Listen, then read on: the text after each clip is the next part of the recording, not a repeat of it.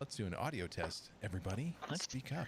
do an audio test. Let's do an audio test, an audio test, an audio test. Audio test. Testing. Audio test. Keep Audio talking. Trying test. to help it work funny, but I haven't had enough to drink yet. We'll get there. Anyway. There we go.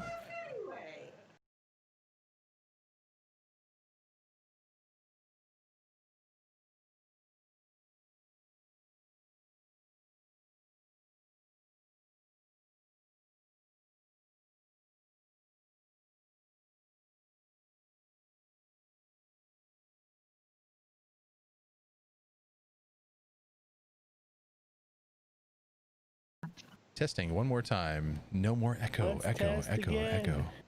Like we did last summer. Echo, echo, echo.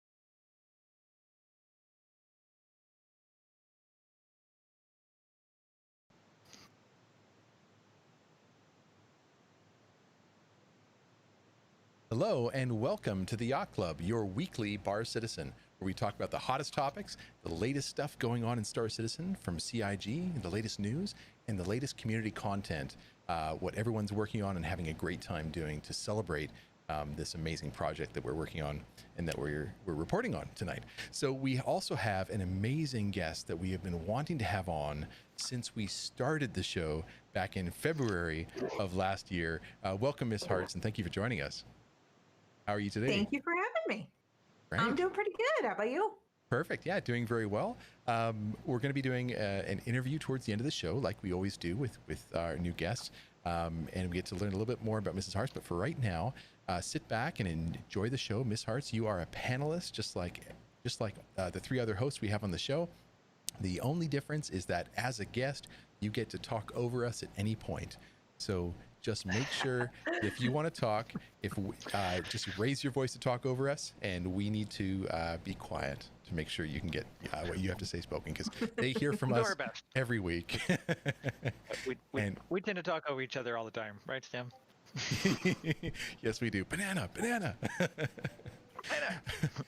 We came up with a safe word when somebody needs to talk and they haven't been able to talk for a long time. You just have to say banana.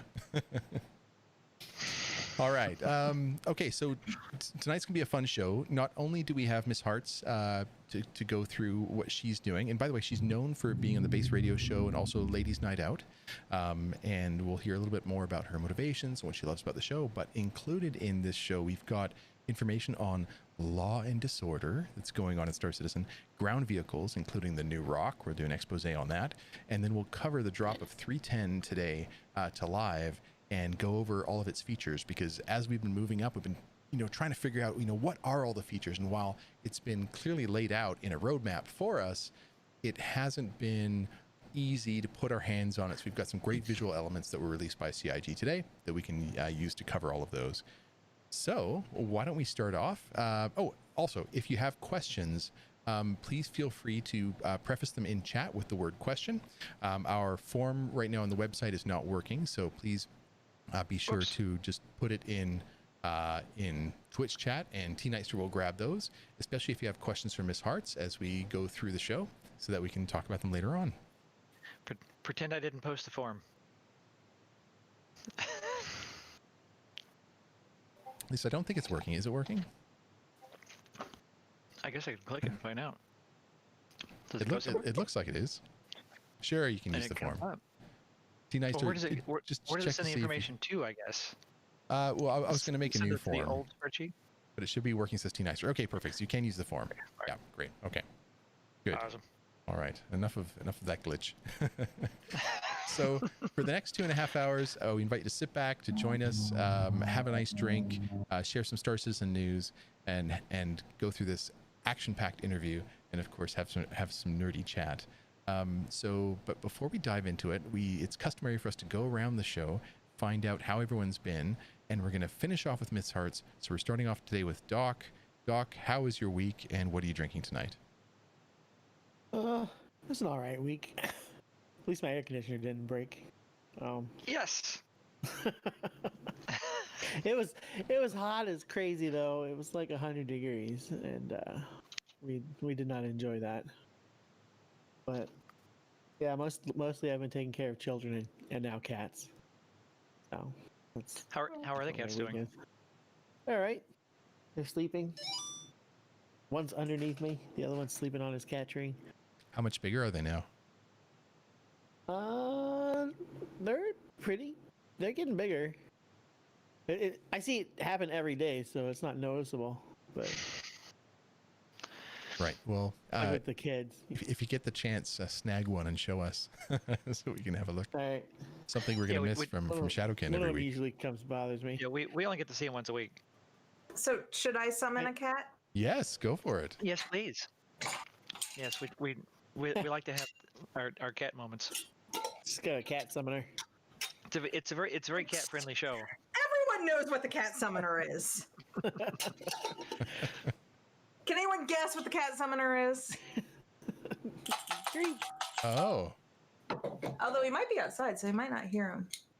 So what's that made of? We'll see. And They're just treats from the bag, but it's in the jar, so he can't chew it open. Smart. that works well. Thanks for the sub, We're- Gunslinger. Appreciate that, man. We're learning about that ourselves. It's a thing. And what Didn't think about them chewing the bag. He must open be- to eat the snack. So we have, yeah, it's a thing. We have a balcony, and so we let the cat out on the balcony, and he's not coming in, so he must be on the balcony. Oh. So I'll have to wait till the. and what kind of treats do you use? Just the cheap ones. Yeah. Couldn't even tell you the name. Just grocery store cheap treats. As long as the cat likes them, that's all that matters. Exactly. Yeah, he gets the good food, but the cheap treats. Well, as long as you don't give him too many, it's all good. Doc, how about yourself? How many treats do you give your little one? Your little two? It depends on the day. I give them a lot when I give them to them, but they're the little tiny ones, and they like eat them from my hand. Yeah, so does Riker. Yeah, but they also grab my hand with their claws and pull it into their mouth and bite my fingers. Yeah. So, typical cat stuff. Like, oh, your finger still smells like a treat. I'm gonna bite it. Like, no. That's probably also a treat. Yeah. Have you started Yeah, trimming their Riker nails has yet? any excuse to bite, he will bite. Yeah, I've trained them to come here when I call them mostly, and I've been trying to get other things working with them, but cats are hard to train. Yeah, and you need lots of treats to train.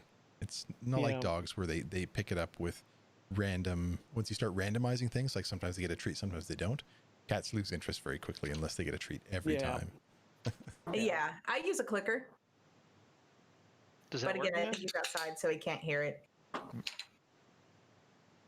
Nice. Yeah, I didn't have luck using the clicker Try on my a dog. jar of pumpkin gingerbread. I want to summon Riker, not Jorn. Yeah. Love it. Okay, so why don't we move on to Joran? Joran, how's your week and what are you drinking tonight? It's been a fantastic week. I've done a lot of, I'm not sure what. I was productive, I think. I have exercised a lot. I haven't baked much bread this week. And I have lots and lots and lots of Shipyard Pumpkin Ale, which I picked up last week. That's right. I didn't have it for last week, did I? It finally showed up, and I made an emergency trip last Friday before the hurricane. Yeah. Thursday. Yeah, I think it was Thursday. okay. Or emergency hurricane supplies. That one picked up 2 cases of my pumpkin beer, even though I don't really drink it very much. So we'll be rationing it out for the next couple of months, and mostly for the Yacht Club show. And what else has been going on? Just playing lots of 310 in the PTU, lots of shenanigans with the Yacht Club, lots of screenshots, and yeah, just really loving 310 and super hyped that it's out today. Yeah, the screenshots have been just amazing, actually. And I think what we'll do is when we go through, we'll go through and show the screenshots a little bit later when we do our community content. But I picked a few to show, and it was really hard this week. Like, it's hard most weeks to pick that content, but this week it was really, really hard because there's so much good stuff, and a lot of it's new, so it's all really exciting because it's new as well. And Quinn's asking if I got my stuff wiped. So the big question that everybody had when it went live was like, are we getting wiped? What's getting wiped? What's gonna persist? What's not persisting?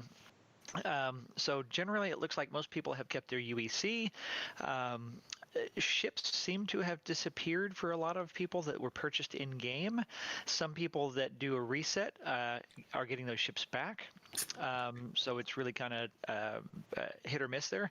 I have all of my FPS weapons. I have about 100,000 UEC worth of FPS weapons. Don't ask why. The Care Bear with a whole arsenal. The only thing that I lost was my armor so far that I've seen. I lost I lost about 2,980 med pins. Hundreds of rounds of magazines for my guns, but I didn't lose any guns, and I didn't lose all of the magazines. I just lost down to like 10. I and didn't check the med magazines. pins I lost That's a good down question. to like 20. But I had well over 3,000 med pens. Yeah, you might have overloaded the Metapen situation there. You were hoarding the market. Medical. It's for medical reasons. Yes, it's definitely it's medicinal purposes. It's very much a troll. I go from station to station and buy all the med pens I can. So nobody You're else the can buy med one why pens. like there's never any Metapens around. Thanks for the sub, Dalamar. Yeah, Appreciate thanks for that, staying man. on with us, I Dalamars. have millions of UEC to spend on med pens. So Yeah, Yeah, I still have my med pens. I had like 50 med pens before the patch, and I still have 50 med pens. So I haven't checked all my ships. I assume that I still have mine. Didn't the only thing that I bought in game in 3.9 were 3 Cyclone RCs, because you can never have enough Cyclone RCs. Yeah, shenanigans are not the same without them. No, we go through a lot of them for some reason. I just bought back my RC actually. So I planned on joining you for shenanigans, but I've been busy every time. Well, Saturday you're gonna join us for shenanigans, aren't you? Before you start your stream, and then we'll yeah. send everybody over to your stream, maybe. Yeah, I'll, if I have time. Before the stream starts, I don't have a lot of time because I'm getting ready for bed and shit. All the family stuff and whatnot. Yeah. Stem's gonna join us for shenanigans one of these days. He almost did on Monday, but something happened. Yeah, I'm planning to on this upcoming tomorrow? Monday. No, tomorrow night I'm doing a collab with my nephew tomorrow night. So he does he's just started doing animation videos, and he's 11 years old, and he's doing these animations, and so he wants to do a collab where I describe a video game to him, and he goes and basically animates what I'm describing to him. So a video game he doesn't know, he animates what I'm describing to him. And I'm actually going to do Star Citizen, which will be a lot of fun. And then do you know how to describe Star Citizen? Shouldn't you think a game that you actually know? I think I've got that. I think I've got this one down, guys. I think I've got it. And so I feel like you could describe Pac-Man adequately, but he played it once. Yeah, I played it once. Yeah, I was in shenanigans once. Yeah. Actually, you know what? I did update this morning. I updated to 3.10 live. That's a big patch. Holy smoke. It's not that big a patch if you pulled it over from the PTU, but you weren't in the PTU. Yeah. No, that's okay. I've I've got fat pipes at the house, so it's no problem. But it was like 50 gig or something. I remember looking at halfway through saying this thing isn't done yet, and it still had 25 gig to go. Yeah, the full patches are pretty good sized. Yeah. So no, I didn't copy the PTU over, and I downloaded everything in like 11 gigs. So you had something else going on. Maybe now, I hadn't done live in a couple of patches. 50 gigabytes. It will say that it's downloading, but those first like 49 go really fast. That's probably the case. Verifying. As he hinted there, it's like he may not have actually played in a couple of patches. Guilty. So Monday we're putting you down. Yeah, put me down for Monday. I'll be there. Because I have had so many people in the yacht club asking, when is Stem going to come join us? I they all would love to actually have you as part of the community. And one of the things that we all really love about our 3 nights a week of hanging out together, that we've talked about a lot more lately, is that it's not just doing stuff in Star Citizen. It's about having that 3 times a week where we just hang out and chat among friends. Yeah. And we're bonding and talking about Star Citizen and talking about other stuff and talking about movies and books and just and all kinds of nerdy stuff. It's that nerdy hangout that we have, and they miss you. They want you to come hang out with us, man. All right, I will be there. I will be there. You're such a big celebrity now. It's like, come hang out with the little people. I don't know if that's the right word. I think it's more just the person that's put up front that you can throw darts at and laugh at. My bald head makes it so. All hosts need to take a drink. Right. Finally. We can do that. Thanks, Yogi. Drink. Nice one, Yogi. All right. Okay. So my week, just real quick before we dive on to MzHartz. It's been good. It's been extremely busy. I finally found napping. I think napping is good in the summer. Instead of having like 3 coffees in a day, have 2 and then have a little nap partway through the day, and then you can kind of get your energy back. best thing. I'm glad you discovered it. Yeah. And then napping and Red Bull are like a much better combination. They really kind of get you going. So I need to cut out the Red Bull and the third cup of coffee. I think it's not healthy. So that's kind of the plan. No. Napping's very good for you. Yeah. I can attest to that. I fit it in almost daily nap. I work from home has been great for that. Instead of spending 45 minutes driving home, it's like I commute over to the bedroom and nap for 45 minutes. And that stop and go traffic between the office and the bedroom. Yeah, well, I have to stop to do handstands and chin ups. That's right. You've been doing a lot of workouts, sort of, in and around everything. Yeah. Obsessively, yeah. Like I was telling you earlier and I was talking with our accountant. I was in the office briefly yesterday, and he was commenting. It's like he hadn't seen me in a very long time. Our schedules don't usually overlap because we're not in the office much. And he says I'm looking a lot fitter. And it's like, well, I've been just exercising so much more at home, and I just fit in like every hour or so when I get to stretch. I put in like 5 minutes of just really intense exercise, like stretching, martial arts, push-ups. I've got my 120-pound dumbbell. I've got like 5 feet by 5 feet, or maybe a little bit more than that, maybe 6 feet by 6 feet here in the living room.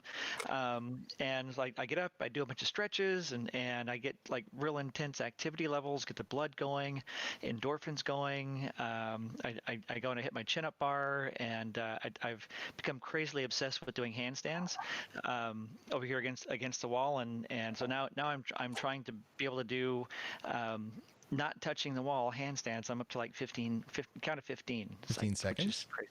Nice. Wow. Are you doing counting a little faster than a second? But are you doing handstand push-ups against the wall? Not quite that fast, but reasonable count. But yeah, well, that's what I'm kind of working up to. Is like I go up and I'll be briefly touching the wall to kind of maintain my balance, and I do a little bit of pushing up and just trying to freestand, and I've been feeling it in my upper shoulder area. It's been incredible. It's like it feels so good, and my shoulders are actually hurting less since I've been doing this. I'm going to be 50 in 2 months, and I always have this aching along my back and shoulders. And the weirdest thing, I just noticed that today, is that I don't ache as much up here since I've been doing this.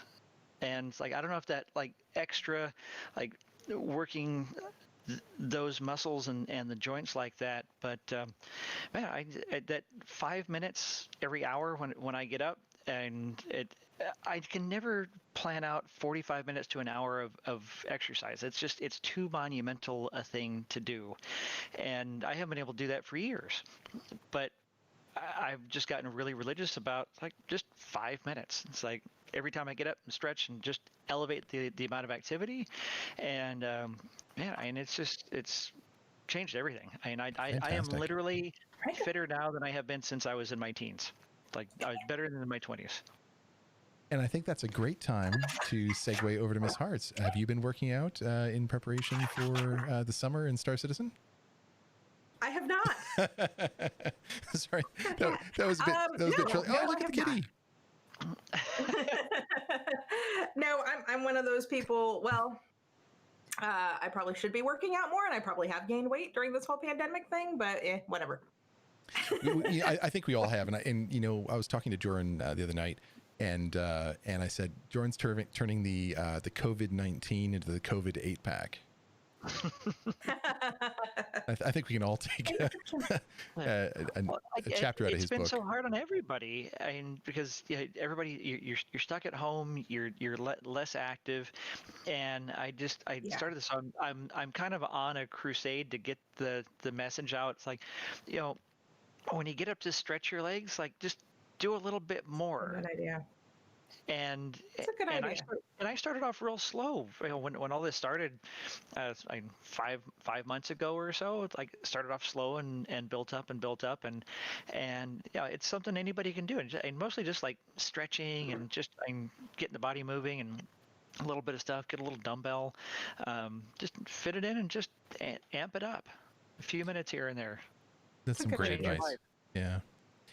MzHartz, the markings on your cat on his face are just remarkable. Really, really beautiful cat. Boy or girl? That cat? Boy, his name is Riker. Riker. Oh, He great. is 3.5 years old. He's huge. Yeah. Yeah, He's not fat. He's just big. He's probably about 16 pounds. Okay. Wow. It looked a lot like Wow, my big other guy. cat, the one that I didn't show off yet. That more yellow tabby color on the gray. Yeah, he does kind of have the little like yellow brownish tinge to it. Yeah. Yeah, that's what my other cat looks like. The one that sits with me all the time. The one that I showed is all black. He's like gray and black, and fat. Yeah, Riker's not fat. He's just Getting big. fat. He's my He's my climbing, lap he's climbing panther. up here again. Nah, he just climbed up here again. He wants to say hi. Aw. Aw. Hold him closer. He's cute. I miss having a kitty. Yeah, we miss kitty cat. Kitty cat See, exposure. he's Yeah. Maybe he's the face. stripy. Oh, My cat hi. would so be biting me if I did that. Just look around, checking things out. The Yacht Kitty Club. Yeah, kitty club. So He Miss wants to Hartz, sleep on my desk, but there's too much stuff there right now because of the drinks. Aw. it's human, move those drinks for me so I can sleep. Yeah, well, he'll just knock him over, so I won't let him on my desk right now. You know, that's the proof that that the world is not flat.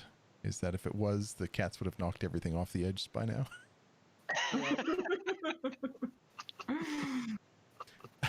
I like that one. And now that the bad jokes are hopefully over, Miss Hartz, how has your week been, and what are you drinking tonight? So I'll start with what I'm drinking. I picked up this is the first time I've tried it, Apothic Inferno. Oh, I've had that. That is tasty. It is aged in whiskey barrels. Mhm. And it's actually quite good, quite smooth for a dry red. I'm enjoying it. Very nice. And of course, I have to drink it out of my goldfish bowl with a stem. I like that. It tastes so so my much week- better when you have that wide bouquet of a glass. Well, I usually fill it up pretty high too. You don't have to refill as often. Yeah. Exactly. And it's red wine, so it's not like I have to keep it cool. So Yeah, And it's that's good right. for your Right. heart. it gives it more chance to breathe. Exactly. Breathes And better. it's you good don't have for to worry your about it heart. warming up. Yeah. See. Yes, it is. I think the expression is one of us. Yeah, I felt like I should have had scotch tonight, but I am all out of Yep. scotch. If you want a sad story, so I got an unopened bottle that I'll probably open later. That doesn't what help. It's Macallan. Single cask, single cherry. Yeah. Nice. What variety? good standard. Yeah. We have a poll running for favorite quarantine exercise. Napping, 12-ounce curls, walking to the mailbox, moving from the bed to the sofa. It's got to be walking to the mailbox or checking the Amazon deliveries for Be me. willing. Yeah. Yes, checking Amazon Amazon deliveries. deliveries. So walking to the front door is Yeah, mailbox is a bit ambitious, but that's the only option Yeah. we have. All right. So what? Hurricane warning says that the poll forgot that sex is an exercise. Oh, good Yeah. point. But you For know, those- but for those you don't want to who put a are clear winner in, right? Yeah. Or maybe T-Neister was afraid that our group doesn't know what that is. 'Cause- you know, and then it just starts to go really wrong if you start putting in self-pleasuring and all that kind of stuff too. It's like it's not really Twitch appropriate. It still burns calories. Anyway, Yep. True. Moving right along. If you're doing it right. We're not even drinking it. Okay, why don't we move on? So the current state of the game as of August 5th, 2950. Alpha 3.10 hit today. So does that mean the PTU is gone? Have they canceled the PTU? You can no longer access it. I mean, I can still log into the Correct. PTU. You can still log in? Still on the can you launcher. play in it though? Yeah. But when you go to the verse, usually you get an error. You usually can't get in. Yeah, I can do Arena Commander. I think they might do more Theaters of War testing. That'd be nice. Yeah, that'd be cool. Is that an Evocati thing, or is that more of a PTU? I think it's going to be Evocati still. Yeah, it's an NDA thing. Yeah. Yeah. Okay. So you are Evocati then, MzHartz? Excellent. I think I can say that. Yeah, I am. You can say that I you can are. totally tell people you are. Yeah. It's like Fight Club. You can't talk about what happens in Fight Club. Yeah. But you're not supposed to talk about Fight Club at all, so it's not really a great parallel. Well, you're not supposed to talk about. That's the first rule about Fight At Clubs. all. You don't talk about Fight Club. No, that was the second rule of Fight Club. What's the first rule? Don't talk about Fight Club. Okay. So in the ETF, there was rock testing. I don't know. I'm assuming that's changed, or maybe they're doing more. It's probably now on to more so the theaters of war. Concept ship. Well, this would be the rock if we have a concept that's out, and we'll cover that in great detail. Then ISC, the season is on, which is really good. And we don't have any events going on unless you consider the Foundation Festival, which is currently going on to be an event. Right now, you can still earn an arrow skin and as well as a Spectrum badge by guiding new players in the verse. Has anyone been doing that? MzHartz or Dr. Murray? I haven't So gotten what I into the didn't guiding mention, session. I'm starting my own business. In fact, Congrats. it's all up and running now. So I haven't had a whole lot of time for Star Citizen. I sneak it in here and there, but Is it a graphic design related business? graphic design and promotional products. It's called Gibo Promo. Nice. Wow. And what do you promote? So it's promotional products. So things like mugs and pens and T-shirts and caps and that Cool. sort of thing. And is a little bit of FBA going on there? Or is it like fulfillment by Amazon, doing your own stuff? Or is it just purely on the design? No, I go with the manufacturers. I contract directly Nice. with the manufacturers Nice. to get stuff printed on their items, Very cool. Very cool. which is actually something I've been doing for years for other people. It's time to do it for myself. She's a very talented graphic designer. Yeah. And there comes a time, isn't there, when it's Yeah, time to that's exactly start what doing it it for is. yourself. Yeah. Yep. Congrats on that. Yep. Thank you. And good luck growing that. Thank you. Yeah. So for contests right now with Foundation Festival, there is the crew screenshot contest that's going on, which goes on until the 19th of April. I will August. say August. Yes, thank you very much. I will post that into the show. There we go. A long contest. Yeah, it's a very long one. And we just had their video contest end as well. And then also Haskaha, I've just posted a Haskaha screenshot contest in there. So there's a couple of screenshot contests in there. Just having a quick look. The one that is being done by CIG is there's a chance to win an Argo Mole in first place. Second place is an Aegis Retaliator Bomber. And third place is a MISC Freelancer. In Haskaha's, let's look at the prize list as well. He's got an Origin 100, a $25 gift certificate for Star Citizen, and a Grey Cat buggy. So great prizes. It's Nice. amazing when the community gives back, and Mr. Haskaha is a fantastic community member, not only for really helping showcase for us the beauty of the game by putting in just the most amazing screenshots, but then also teaching other people to really appreciate and share their experience in the game by coming out with his guide on how to produce great screenshots. So, and then of course now putting up I this. have used some of his screenshots. They are amazing. JJ says it's the only competition that Haskaha won't win. and Mystic has 3 entries in there. Our official yacht club photographer. Nice one. Good luck, Mystic. We certainly hope you win. All right. So moving on, the subship for the month is the Saber. So if you don't have a Saber and you're into combat and you want to give it a go, and you're not a subscriber, you can get access to that the entire month by subscribing. We'll also have a look at what the other subscriber perks are throughout the show, just here and there, just to kind of show whether or not it's something that you want to put your money into. And of course, those levels are either $10 or $20 to subscribe, and there's some fun perks. Okay. How's it safer flying these days, Doc? A lot of people were saying in last couple of patches it wasn't very good. Well, okay, so Caradiff was talking about the Raven. That's what he was complaining about. The Raven. Everybody's complaining about the Raven. The Raven was flying poorly. The Saber itself was all right. It's okay in atmosphere. It feels good in atmosphere. I don't crash it into the ground or into mountains, so that makes me feel better about it.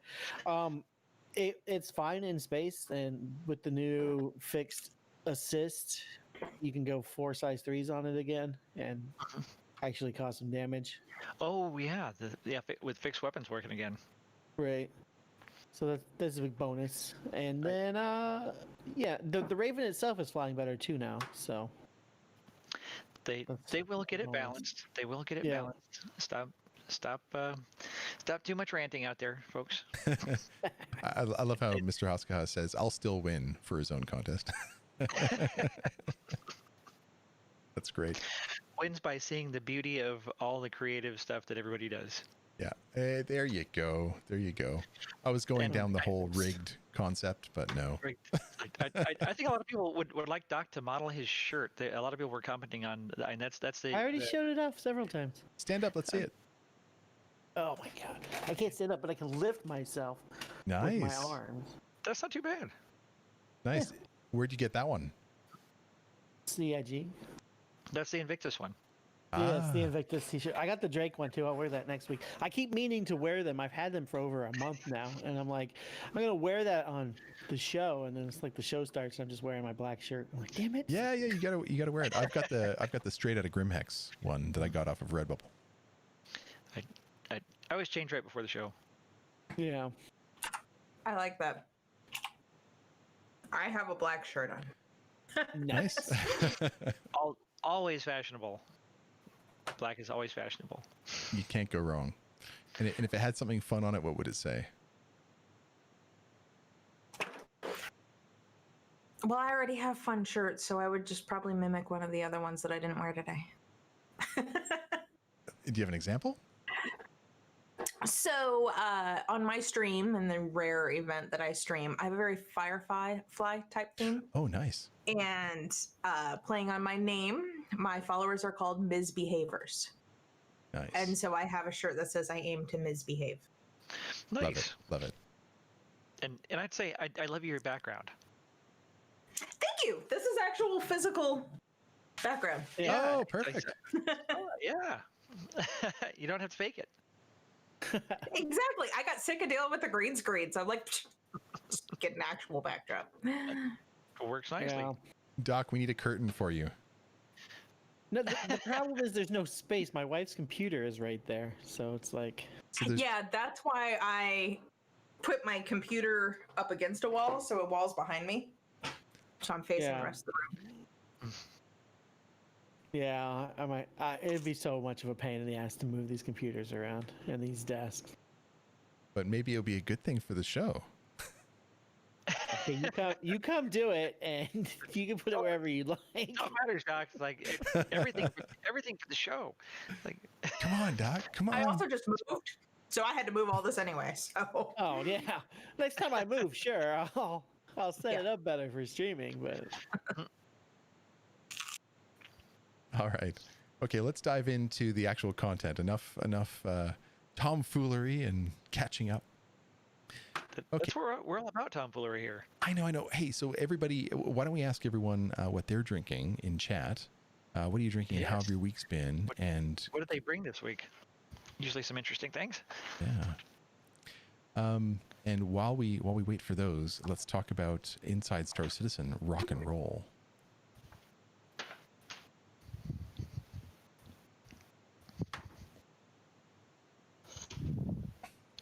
So, what do you guys think about this rock? I have not tried it out yet, but I really want to. I love the idea of it. I've driven it several times. We had it through the whole PTU, and Only the last time I drove it, people. yeah, the last time I drove it, I went out to try and find some rocks to shatter because I haven't done that yet. So I loaded it up in a Freelancer Max, drove out, landed, started doing some rocks, and then I guess people that didn't have it were jealous or just trolls in general, but I kept getting blown up. So, What? Hmm. That's pretty yeah, crap. yeah. His divine shadow is drinking dihydrogen monoxide. Did you know that everyone who drinks dihydrogen monoxide will die? Yeah, it's Wow. a poison. It's proven, hey? Yes, So is oxygen. it is proven. Hmm. Did you know Tell that you, it's a If scary you world. consume too much of it, it can kill you. Yeah, true. If you inhale it, it'll kill you. If you inhale too much, yes. That is also true. Yes. Watch yourself there, Shadow. Yeah, I've been really excited about the rock. I'm definitely getting one tomorrow, and we're probably going to have some laser duels and shenanigans. Should be interesting. Xenautica asked if it'll fit inside his Freelancer. I'm pretty sure if it's the in rock? Freelancer. The rock will fit in a regular Freelancer. It'll fit in a Mist, it'll fit in a Dur, and it'll obviously you can fit like 3 or 4 of them in a Max. 3 or 4, wow. The base one you can fit 2 in. You just got to pull it all the way forward. Mm-hmm. Can you get around it? So if you pull in the other one, and is there enough room to get around it? The way we did it was we put one in, the guy got out of it, and then he went into where the Freelancer bay is, and then the other one we backed in and got out of it and went and got into the ladder side of the Freelancer. So you can't necessarily walk around it because it's. I don't know. We didn't even try. I don't even think I looked. I just got out and like the Max. It'll obviously you can walk around it, but yeah, Max is huge. the Max. Yeah, is the best they're smaller than Cyclones. Yeah. They roll over pretty easily too, so do they? we still do need they? some way to right our ships. Yeah, our ground vehicle. Yeah, it looks kind of Old top heavy flip compared vehicle. to the others. Yeah, Especially with that arm up there. It's not designed to be a fast buggy like the Cyclone. It's designed as a working thing. It still goes like 40 meters a second. So Yeah, that's what they were saying. That's pretty zippy for it. What's the pretty Cyclone's top speed, the racer, before any kind of boost? 65. Without boost, 50. yeah, 55, I think. Yeah. About 55 in the RC. Yeah, they're all within boost. about There 5 it or is in a 10 of each regular other, aren't they? Freelancer. Mm-hmm. Yeah, a little slower than the others, but it's noticeable. It's really noticeable because we do spend a lot of time in Cyclones and shenanigans, and the base is significantly slower, even though it's like maybe. Yeah, the acceleration is extremely different in the base. Acceleration is huge. Yeah. I'm The glad RC accelerates very well. What do you guys think about the mining beam not impacting or hurting players? It's not the mining beam; it's the it's the extraction. Yeah, the collection beam doesn't okay. hurt people, But but the the mining mining beam does. still cuts you to pieces. Yeah. Yeah, it's still going to destroy everything. So I thought that was a little bit disingenuous of them making a big deal about the extraction beam not hurting you when the mining beam Yeah. slice you. It's like, why'd they make So a big deal about that? shouldn't the extraction beam kind of be like a tractor beam? Yeah, So so it's kind of Pull cool. it towards you? Shouldn't it pull stuff towards you? Yeah, so that's it what just it sucks does. it up like a vacuum. It's an extraction that's- beam, but like the way they introduced it in Inside Star Citizen, they were talking about. I'm sorry, I can't remember his name. The main guy that used to do Bug Smashers. Good to see him again, by the way. But Mark A. Bent. nice, Yes. Mark. So Mark was Been a while. saying that it's a tractor beam, and it's the first time we've really seen one. But it just looks the same as a Prospector extraction beam. So I don't really. Yeah. I don't know know what the whether- difference between this one and the Prospector one is. Well, It looks okay, like so when the crystal cracks, it falls into little pieces, like when you do them by hand. Right. Oh, And yeah. This actually picks up those little pieces and puts them in your ship. The okay. Prospector collection beam and the Mole collection beam, they extract the materials from the rock. So they kind Gotcha. of like That's right. break Yeah, down the rock okay. into its they do disintegrate components. them. Right. So they're not really a tractor beam, but this is a tractor beam that doesn't pull anything but rocks. So you break Because it down. it's a separate thing. Right. So you still break down But it looks the same. stuff with the prospector. Yeah. So do you break it down further with the rock? Well, yeah, Less.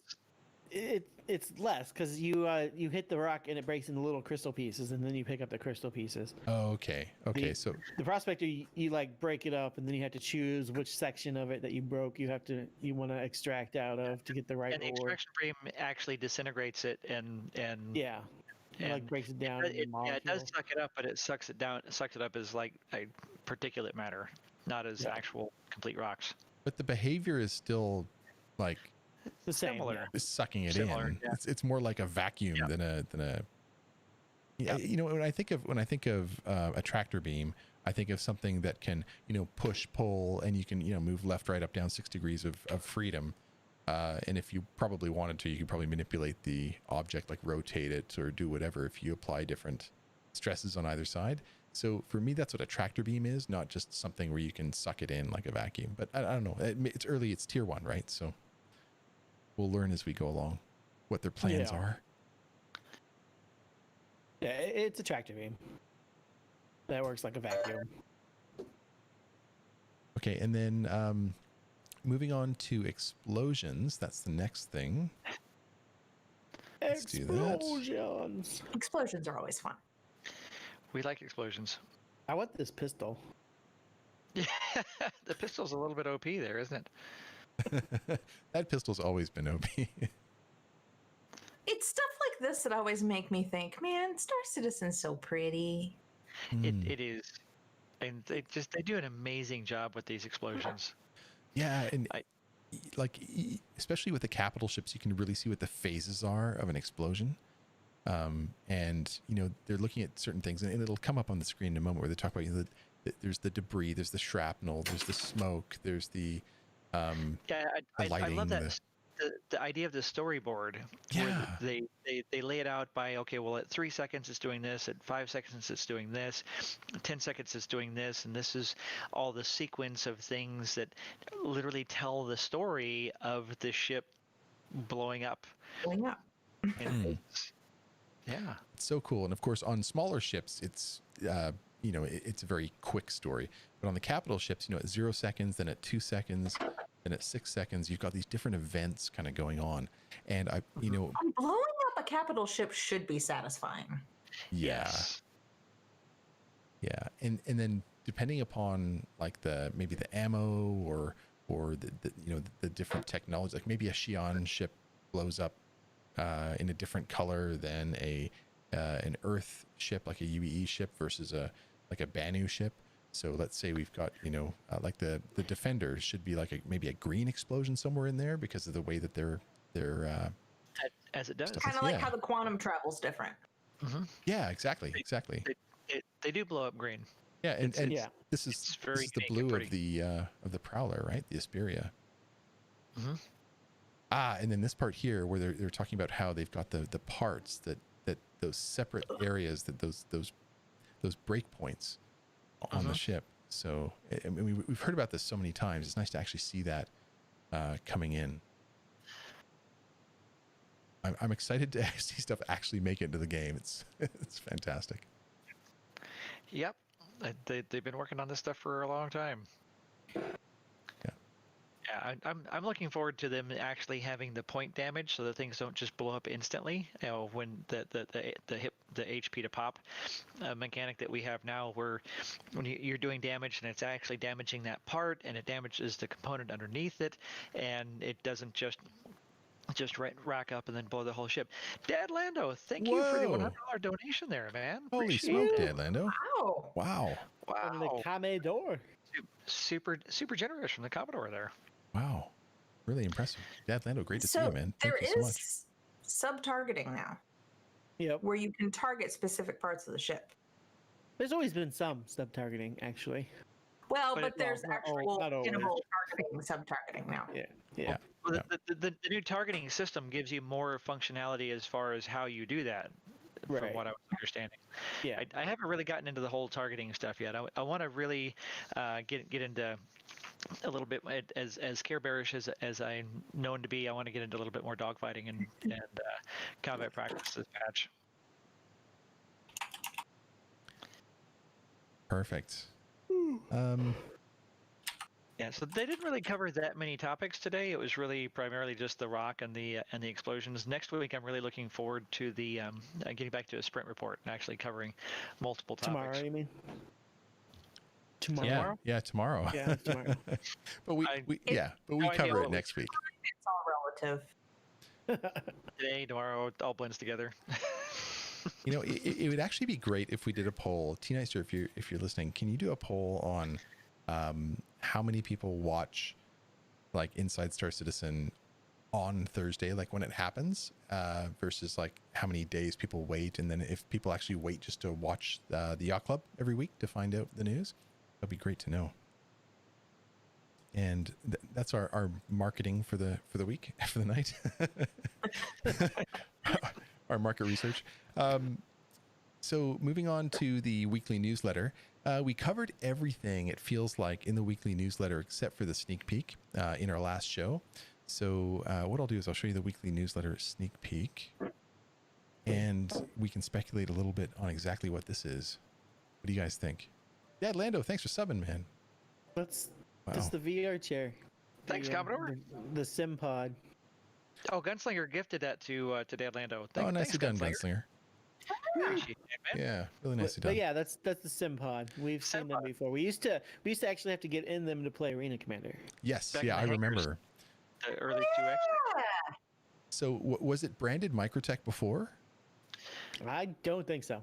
Yeah. Don't think so. And But it had something in it, didn't it? when you get in it, it had a screen. Wasn't there a screen that came up when it was loading, but I can't remember what it said on that screen. Did it say electronic access? I think Yeah, it's Electronic access. Yeah. Oh, yeah, it said electronic access. And then it went full screen. It's always and- been electronic access. Yeah. Yeah. Okay, so now this is probably going to be Microtech. I wonder if it's going to say Microtech's electronic access or something. Chip says it's the new Valve Index for Microtech. Love it. It's better than an index, apparently. I sure hope so. 950 years in the future. I think so. I think It's so. 930 years in the future. It's going to be 950 for me. Look, I'll just be 20 years in the future compared to everybody Yeah, else. It's cool. Quinn says we need to go back to needed to get in them to play Arena Commander and stuff, and that is the actual intent. Is that it is going to be actually in game if you're in your ship and you're on a long journey and you get in there and you practice your stuff in electronic access through one of the sim pods. Yeah. I think we also need hangers in game though. Oh, Jay, Personal Yeah. hangers? Yeah. Yeah, we need that back. I mean, I don't think we're gonna have that until we get iCache. So probably sometime next year. So Jay the Brown has redeemed points for everyone needs to take a drink. Okay, perfect. And while we're drinking, guys, check the poll that's out there to find out, because we need to do our market research. Look at that. Pretty much everybody watches it live or on the VOD. Nobody watches it live because it's recorded. Well, like right away, like immediately. I'm secretly voting to say that I watched the Yacht Club show. I'm the only one. There's the one vote by STEM. Oh my goodness. Yeah, I think I think our community is a bit more engaged than most of the community out there. I mean, we kind of knew what the response would be, but it's just really interesting to see that it's, I would say... You just want the validation for one person to say they wait for Yacht Club. Oh, somebody did do it. It's not just me. Somebody did. Thank you, whoever did that. You made my week. Honestly, though, obviously, we this group is so cool. We all watch it when it comes out. We're so eager to find out what's happening. So that's really where the magic is right now. Okay. Yeah. So this is not in the game right now, is it? This Microtech Simpod? No. This is. They are in the game. They're closed. They are. They're not. They They're don't not open. open. Okay. No, are they but open? They're in the game. They But don't open. they don't They're in the work. game. They're closed. Yeah, they're closed. We haven't even seen the seed or anything like that. But yeah, they're in the factory line store that just opened up with the last patch. And that doesn't seem like a departure. Like I mean, they had it working already from the hanger module, so it doesn't seem like that's something that's too hard for them to put in. I wonder what Well, what changes there are. It was working It was working on 32-bit CryEngine Oh yeah, 3.71 or whatever we were at. it's so before. hard to compare, I mean, right? This was before Star Engine, so what they had is probably slightly usable, but not completely. Yeah, at least they don't have to storyboard out how it works again. They've got that part all Right. covered. Yeah, it opens like a clamshell. So a couple of things that came in on Friday. Friday's always a really big day, and this Friday was no exception. This last Friday was no exception. The subscriber vault got a bunch of updates on the Drake Kraken. So they've got some interesting early concept explorations. This is subscriber stuff, so I'm not going to linger on it, but some really interesting stuff. They then go into some more whip on the current Drake Kraken as far as images go. And these are wonderful images. They're screenshot size. You can click on them and use them. Oh, and what's really cool about these is seeing the process of them doing all these different concepts. Like they're so different, and from working through all of these concepts that they throw out there and then refining it down through the process until they get to it's like, okay, well, this is the final thing they come up with, and it's always something amazing. Gunslinger has gifted a sub to Dr. Murray. Hey, nice one. Thanks, Gunslinger. I nearly responded saying, thank you, Dr. Murray, for subscribing to the show. Dr. Murray doesn't subscribe. Nicely done, Gunslinger. Nicely done. Moving back, another thing, of course, which comes every week, or well, not every week, but we get a new jump point quite frequently. Generally, it's every month. If I'm, it seems like the last one we got was less than a month ago, but it's every month. It's every month. Yep. And they've been getting much more interesting as far as I'm concerned. The last few. So this one here, they talk about the different damage types in Star Citizen, all the new types. They're all interesting, really. Yeah. At least parts of it are really interesting. And Yeah. So, I mean, for me, they used to be more like just straight interviews, and they still have the interview style, but the way that they've changed the imagery and to kind of go through and explain the different types, I really like it. So they talk about the damage types in this one. They also do an expose, a visual guide to the ground vehicles, and they do ground vehicles we haven't seen yet. Quick about the Origin X1 zap weapons. Yeah, go ahead. Like, I want to make sure I don't linger on these things. Every time someone else wants to talk, I got to move it to the talking screen, because this is stuff we shouldn't really be revealing. Yeah. The electric sniper rifle has instituted social distancing in the verse, because you don't want to be close to someone or else you get zapped too. So That's funny. just remember the social distance. I like it. Could you imagine if we all had stun guns and someone stands too close to us? Wait until we all have stun in a guns. lineup. We will. Just turn It's around gonna and zap them. Grocery store will be so much easier. Trolling will be so much easier. Saturday, we were knocking people out and dragging them into the 890 pool because there's no oxygen in the pool. So, Oh, so you don't get a crime stat for doing that? But you still no, kill we them? were outside. We were outside the network. Okay. Good times. So getting back to this visual expose of the ground vehicles, we get more information on the Origin X1. We get to see just, information on the Tumbro Ranger, and it just kind of puts them into comparison with one another. So you don't have to necessarily use the ship matrix to take a good look at them. So I recommend everybody take a look at that. And then there's one item in the Galactopedia that they talk about. And then, of course, they get into a little bit more about sort of bounty hunting and, the fight for a peaceful empire. This is more so, I would say, on the theaters of war, but it really does get into that whole concept of the law system as well. So I really recommend that if you have access. Read that. Yeah, it's worth it. It's definitely worth it these days. A long time ago when I first started subscribing, I thought, I'm like, yeah, I'm contributing to the project. Now it's like, I'm getting value as well as contributing to the project. It feels really good. EOD Operator, thank you for the 7 months of subscribing, man. Thanks for the Fantastic. sub, man. Yeah, it gives you a lot of background depth to a lot of things, and they cover a lot of ground in the jump points. and they put a lot of work into them. They really do. They do, and that's Ben Lesnick that's doing that. Yeah. Ben Lesnick, yes, Ben Lesnick is still in charge of the jump point. Yeah. You And- get to read a message from Ben at the beginning of every jump point. That's worth $10 a month right there. You know, we all Get really here miss for Ben. Yeah. We do, yeah. And that's one of the things that the only contact that we have as a community with Ben anymore is that intro from him. So, and I always get a little nostalgic when I read that. It's like, Yeah. I miss him. Yeah. Nice to see he's still there, still part of the community.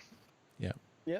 Distanced, socially distanced. Yeah. I'd like to see more of Ben too. I don't know if that's possible, but if they were to get him back on the show, that'd be great at some point. Yeah, he's pretty stepped away for whatever reasons. Yep. Okay, so moving on to the roadmap. All right. The roadmap roundup, there were, I would say, 3 changes represented in 2 different ways. The first thing, why don't I mention the first thing, Jordan, you jump onto the second one. So the first thing is they removed the cutting tool attachment for the multi-tool that was in 3.11. And they've added the tractor beam multi-tool attachment to 3.12. So I think that what we're seeing is, obviously a movement towards doing more sort of tractor beam stuff. Maybe they've made some progress in that tier 0 or tier 1 implementation with the rock. What do you think? Well, they've been talking about the tractor beams for a little while. Plus, also we're getting push-pull in 3.11. So. It looks like they're moving more towards more physical interaction with objects, and really moving more in towards that physical inventory eventually.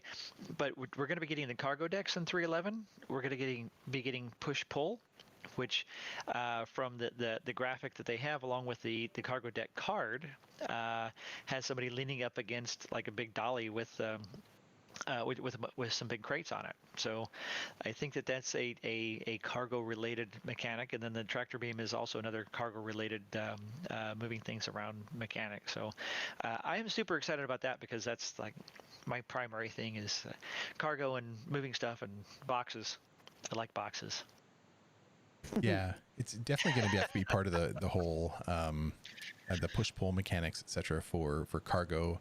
And I think the refinery will be less hands-on, but depending upon how they do it, you may have to, push your ore, maybe unload your ore and move it towards like a smelting area or something. So I wonder how in depth they're going to get there. I think that'll be a good thing for salvage too. Yeah. Oh yeah, and that's going to be crazy. You have to have push-pull to be able to interact with the ship components. You've got to pull the components out of the ships and carry them around Right. back to your ship. So And once you get it on your ship, you might need to drag it to a corner that you're going to I'm leave it. pretty sure that push-pull is reference to microgravity movement, where you can push and pull yourself off of things. the card has somebody leaning up against like this big crate on a big dolly. Oh, okay. On the roadmap. So, yeah, I thought I remembered that too, but I think there was a different card that they talked about with that, and I think that was in the Squadron 42 roadmap that's been discontinued. So, don't anybody hold that to CIG.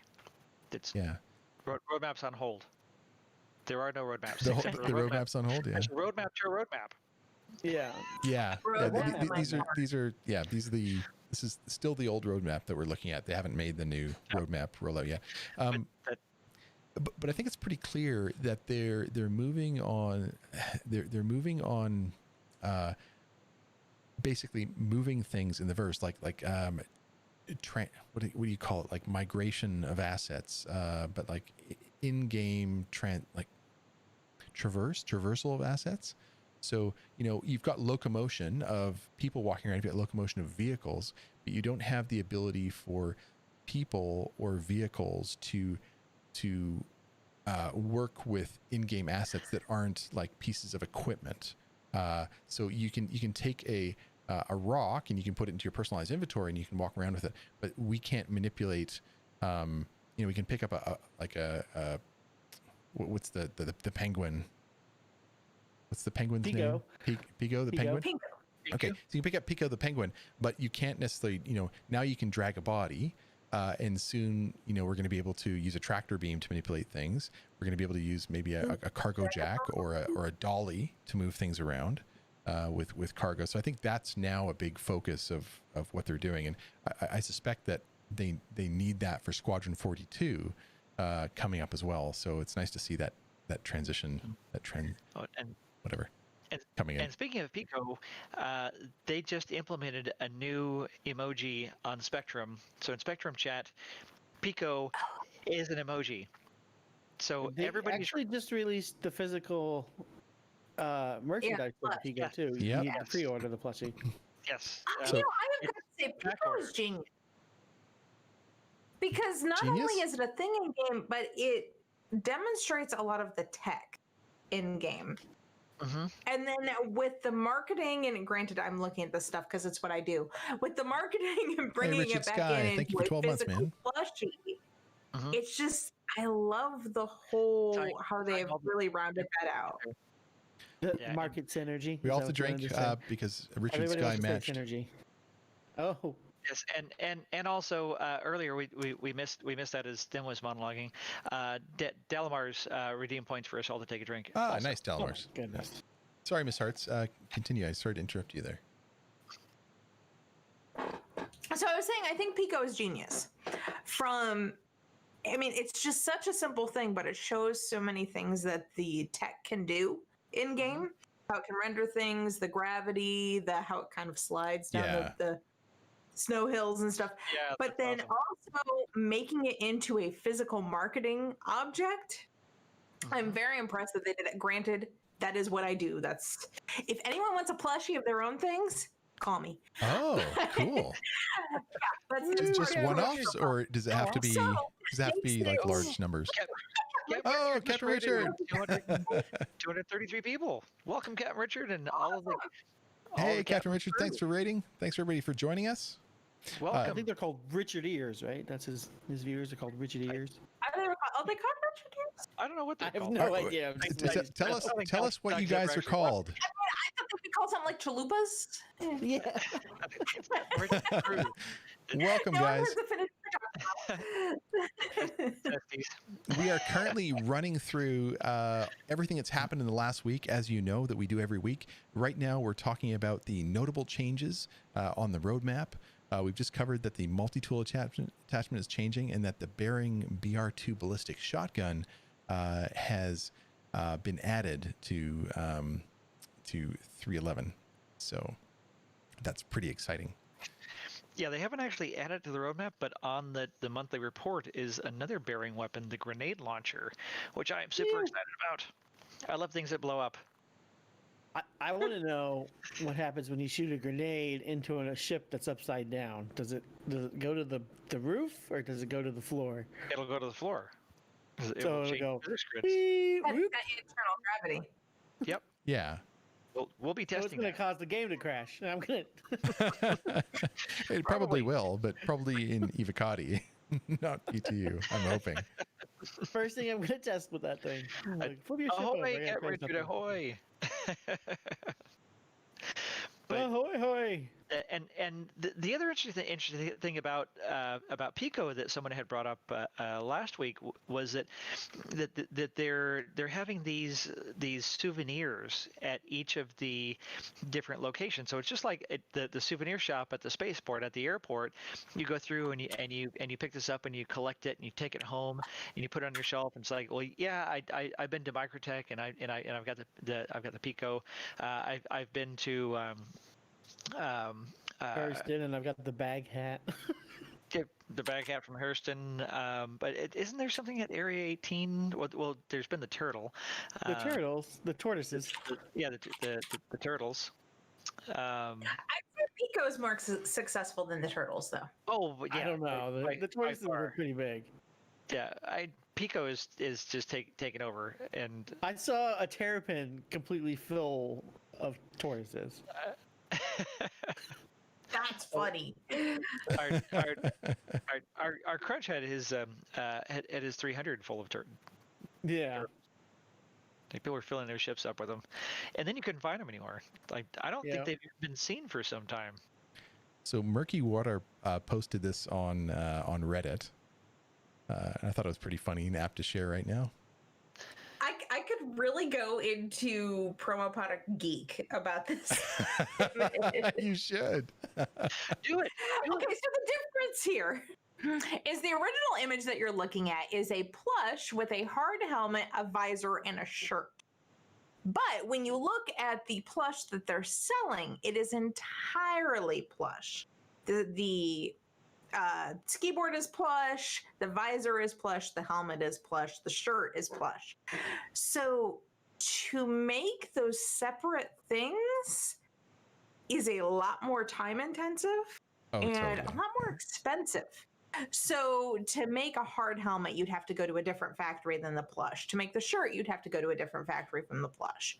So when you go somewhere to make a plush, they're going to make the entire thing plush, not separate out the separate parts. But isn't there And it's plastic only for the visor? No. Is there, or is it just I- part of the plush? No, I it think looks it's like- just part of It the looks plush. like plastic. It looks like there's some glare. No, I don't think so. I think that's just an effect of plush. Let me. Well, I think that's I your think the monitor. entire Steph. thing is No. plush. The entire thing is I- separate. I'm gonna That's go the glare find from it. your head reflecting off your monitor, Steph. I think There is a glare in there, but I think it is part of the plush. I think it's sewn in that way. And is it an actual photograph of an actual plush, or is it a digital rendering of a plush? the bottom one is the picture The from bottom the is the actual- store. It is an actual photo. Yeah, Okay. yeah. Right. It's the- Unlike the bomber jacket, which was Which So, didn't have a The, picture. the Oh my top God. one is more if you had bought a plush of a penguin and then you bought a helmet elsewhere and then you bought or crafted a shirt to it and put it all together. The Mhm. bottom one is if you do an entire whole thing as a plush. Right. That bomber jacket, I ordered one of those and I got it and it fits my wife. I want a Is- bomber jacket. It is way too small for me. Does she wear it? Yes. Oh, yeah, there you she's like, go. I'll wear it. I don't care. It's not purple, so she probably won't wear it often. Yeah. So, I want a bomber jacket, but knowing it runs small, I would definitely buy it larger because Yeah, I didn't know that when I bought it, or I would have bought it bigger. But oh well. yeah, there's definitely plastic on that. That's definitely a plastic sort of visor that goes over the eyes. This is the actual merch store yeah, from CIG. So it's probably a flexible plastic as opposed to a hard plastic from Yeah. the helmet. And the helmet itself is plush. what do you think? What do you think? Like, there's obviously some question here on the quality of the materials. bomber jacket. Well, no, it's when you look The at bomber jacket the was good quality. when you look at the mouth. What? You know, it looks like Pico has a bunk beak. That's because you're working with fabric and stitches. Yeah. So I don't think it's a quality thing. It's you are limited by the materials you're using. Okay. And when you have something that's entirely plush, as opposed to a plush that has had things added to it, which is what it is in game, Mhm. you're going to get a little different. I- And in game, think you can render things perfectly. Mhm. Sewing things perfectly is pretty damn hard. So I will give them the leeway on Okay. this. I mean, remember the people putting it together are like 8, so you can't be too picky. Yeah, this is probably. I'm pretty certain this is coming from China. Yeah, but look, hey, it's, I mean, it's- they've been working for 5 years by now, but they're still just 8. So yeah, but I gotta I say, was shocked.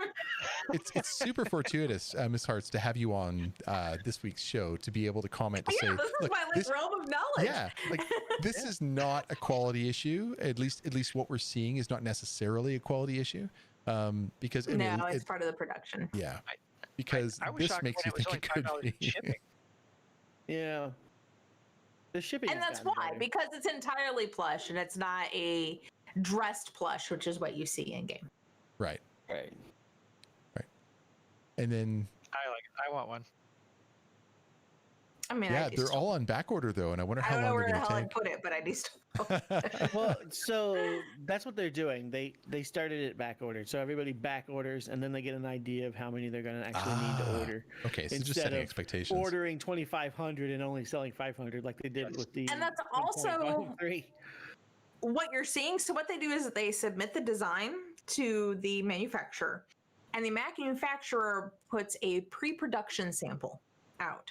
So they sew one entirely to make sure that it's going to be okay for production. So that's what you're seeing. Oh, we're seeing a prototype pre-production sample. You think, or Basically, yeah, you're seeing a prototype. Yeah. So then what they do is which this is a thing CIG does, isn't necessarily a thing everyone does, is they put it out for sale to collect a number of orders so they know how many to make their initial order. Yeah, they only recently started doing that. Yeah, the downside to that is they've already gotten a quote for this order, and that's how they decided to do the price. right. So they figured out how many they think people will order, and that's how they got the prototype and the price. And now they're going out to see how many people will actually order it. And then hopefully get a discount based on volume. And they'll probably order some extras, which will then be kept in a warehouse and fulfilled as shipped, as ordered. And one of the things we've noticed, like from, let's say, past runs of jump points that you cannot get, that they don't print or they don't produce a large amount. Like they don't have a huge warehouse where they're saving things. So if you want to get a jump point or a plushie or something, you got to get it now, because there's no guarantee it's ever going to be available in the future. Well, also things that are printed on paper are printed differently than things that are actual physical objects. Right. So your actual physical objects are probably being made in China and probably being stored in 2 warehouses, one in Asia, Europe, somewhere over that, and another in North America, so that they can fulfill it faster. Jump Point is probably produced in one place, maybe get a couple extras, shipped out, and they're not going to produce it again. Yeah. Where things that are actual physical merchandise, they hold on to that and will possibly produce it again, depending on demand. But like His Divine Shadow says, no concierge card for me. So, it's like sucks to be you. That's kind of a case in point, right? Yeah, like when they did like the concierge really black cards and that kind of thing. So and the concierge cards are probably, I mean, the whole point of that is the limited ability, and but they're supposed to be for all the concierge people, and not the black card, not the limited edition ones, but the general, like High Admiral, Grand Admiral, Space Marshal. Those are supposed to be for everybody who reaches that level, and that's been gone for 2 years. Yeah. And with like, I should have asked for the lower levels when it was available. Like, I've been all the lower levels. Give me the cards too. But I was like, I'll be fine with my Legatus card. It's fine. So someone mentioned print on demand. Print on demand is hard for the type of product they produce, because a lot of what they produce is very custom, and they do a lot of fulfillment.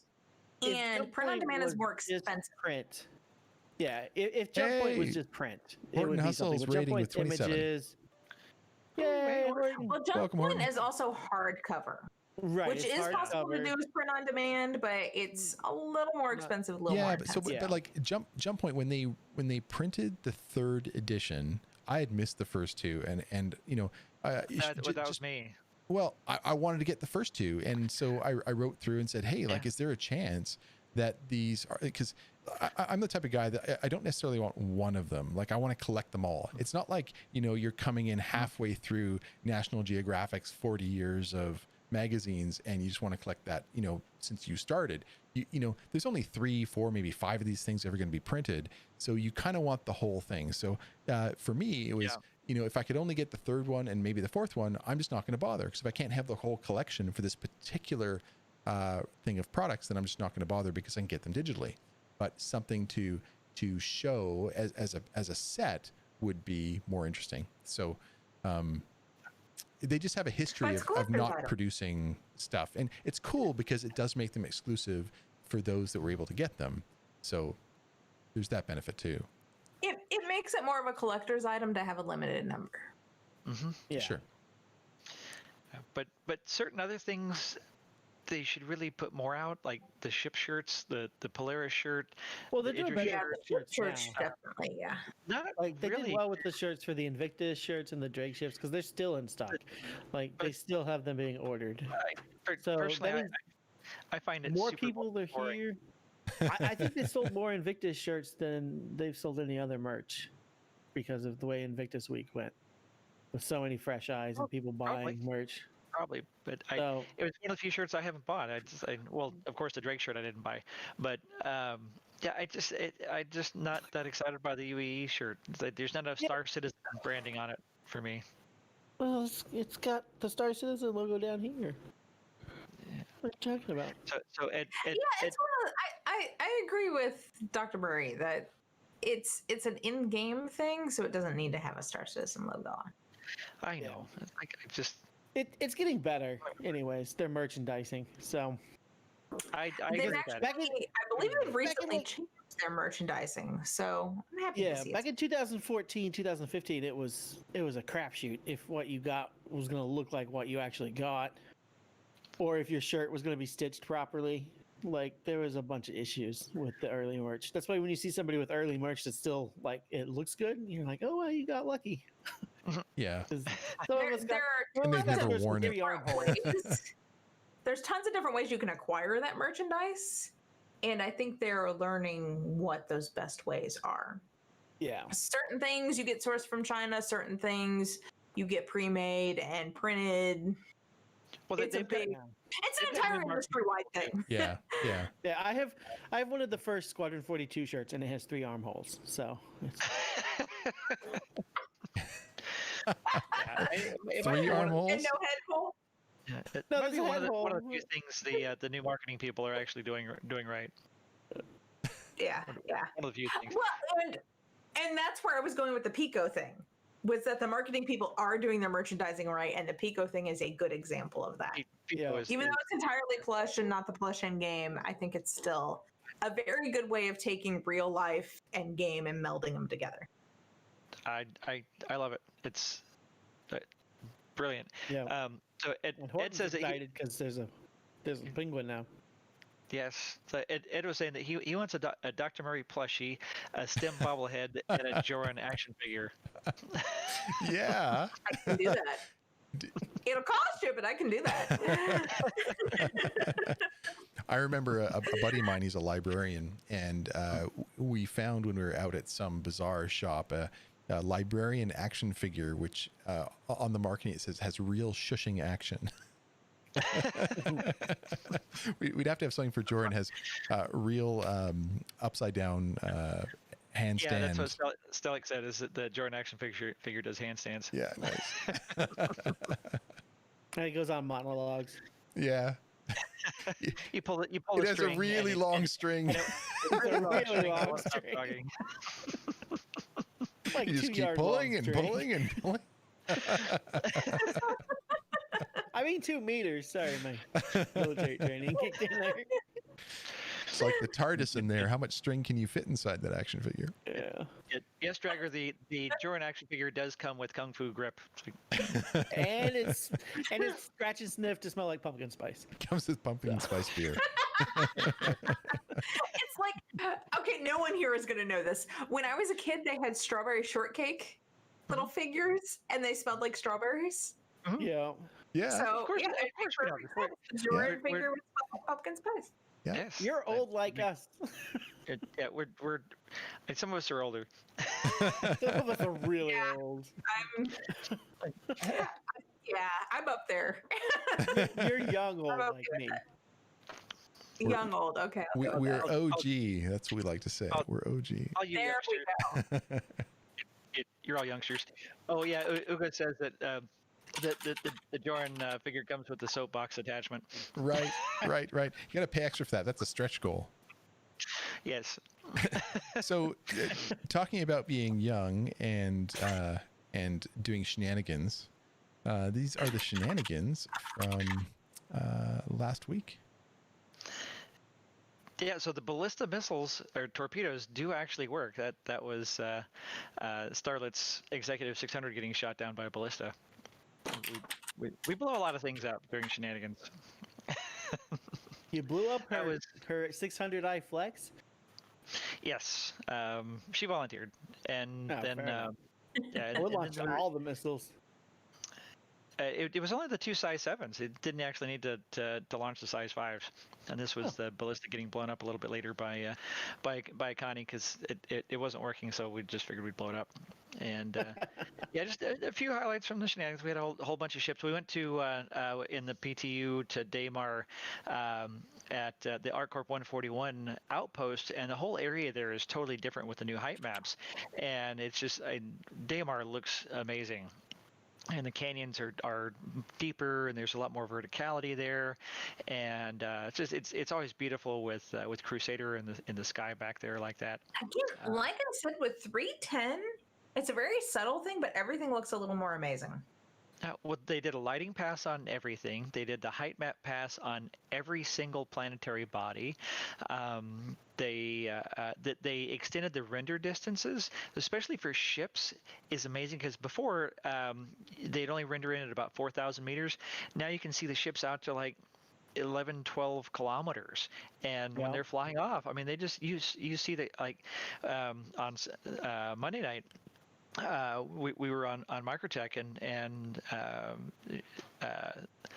somebody was flying off in a Carrack, and we just watched them just keep flying and flying and flying, keep getting smaller, and it was just, it just changes the feel of everything when they don't just kind of pop out and disappear in four kilometers. It's really nice with the space stations too, because they're all drawn out further now. There used to be about 80 kilometers you could actually see the space station. It would pop in, but now you can see them at like 120, 200 kilometers away. You can clearly see them. It's like, oh yeah, there's a space station. I can fly to that blind. And the asteroids are amazing. When you go to the R&Rs, it's like, I mean, there's billions of asteroids there, and you can see so far in the distance. It's just it's crazy how much all the locations have changed.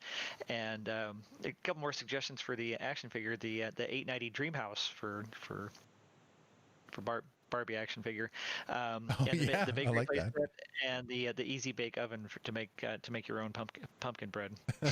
Oh yeah. One of my favorite comic book series or TV comics, what do they call them? Cartoons. Thank you.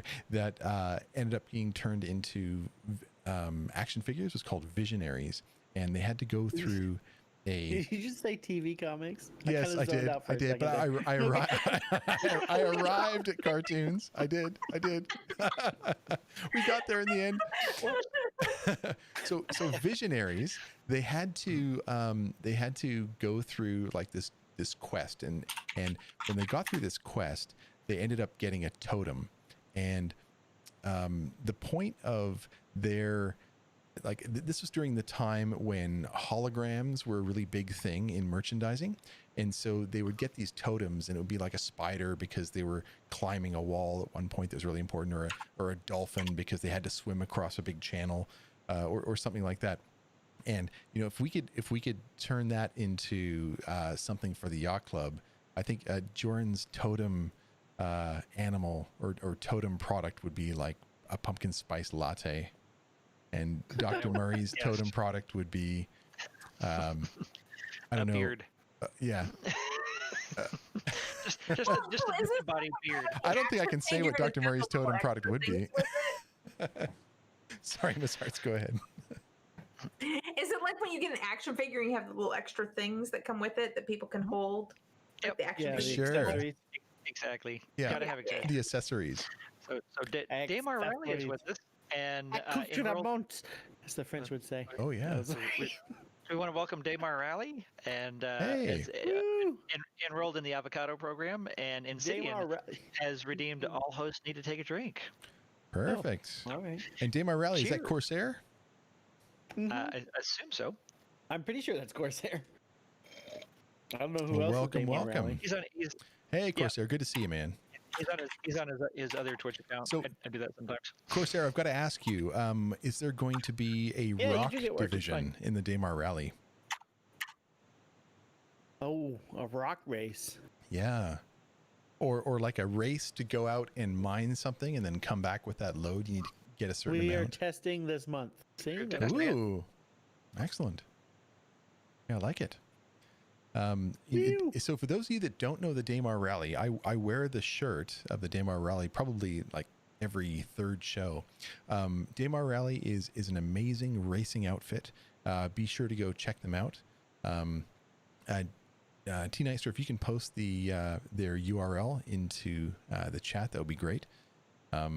Just to give a chance for everybody to go check it out. If you're into racing and you've been living under a rock, you would not know, but the Daymar Rally has been doing the big annual race that happens every February or late January, early Feb.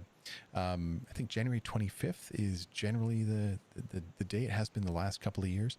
And they do practices every month as they head up for it, and you can submit teams. It's a great time. Absolutely a fantastic time. Yeah.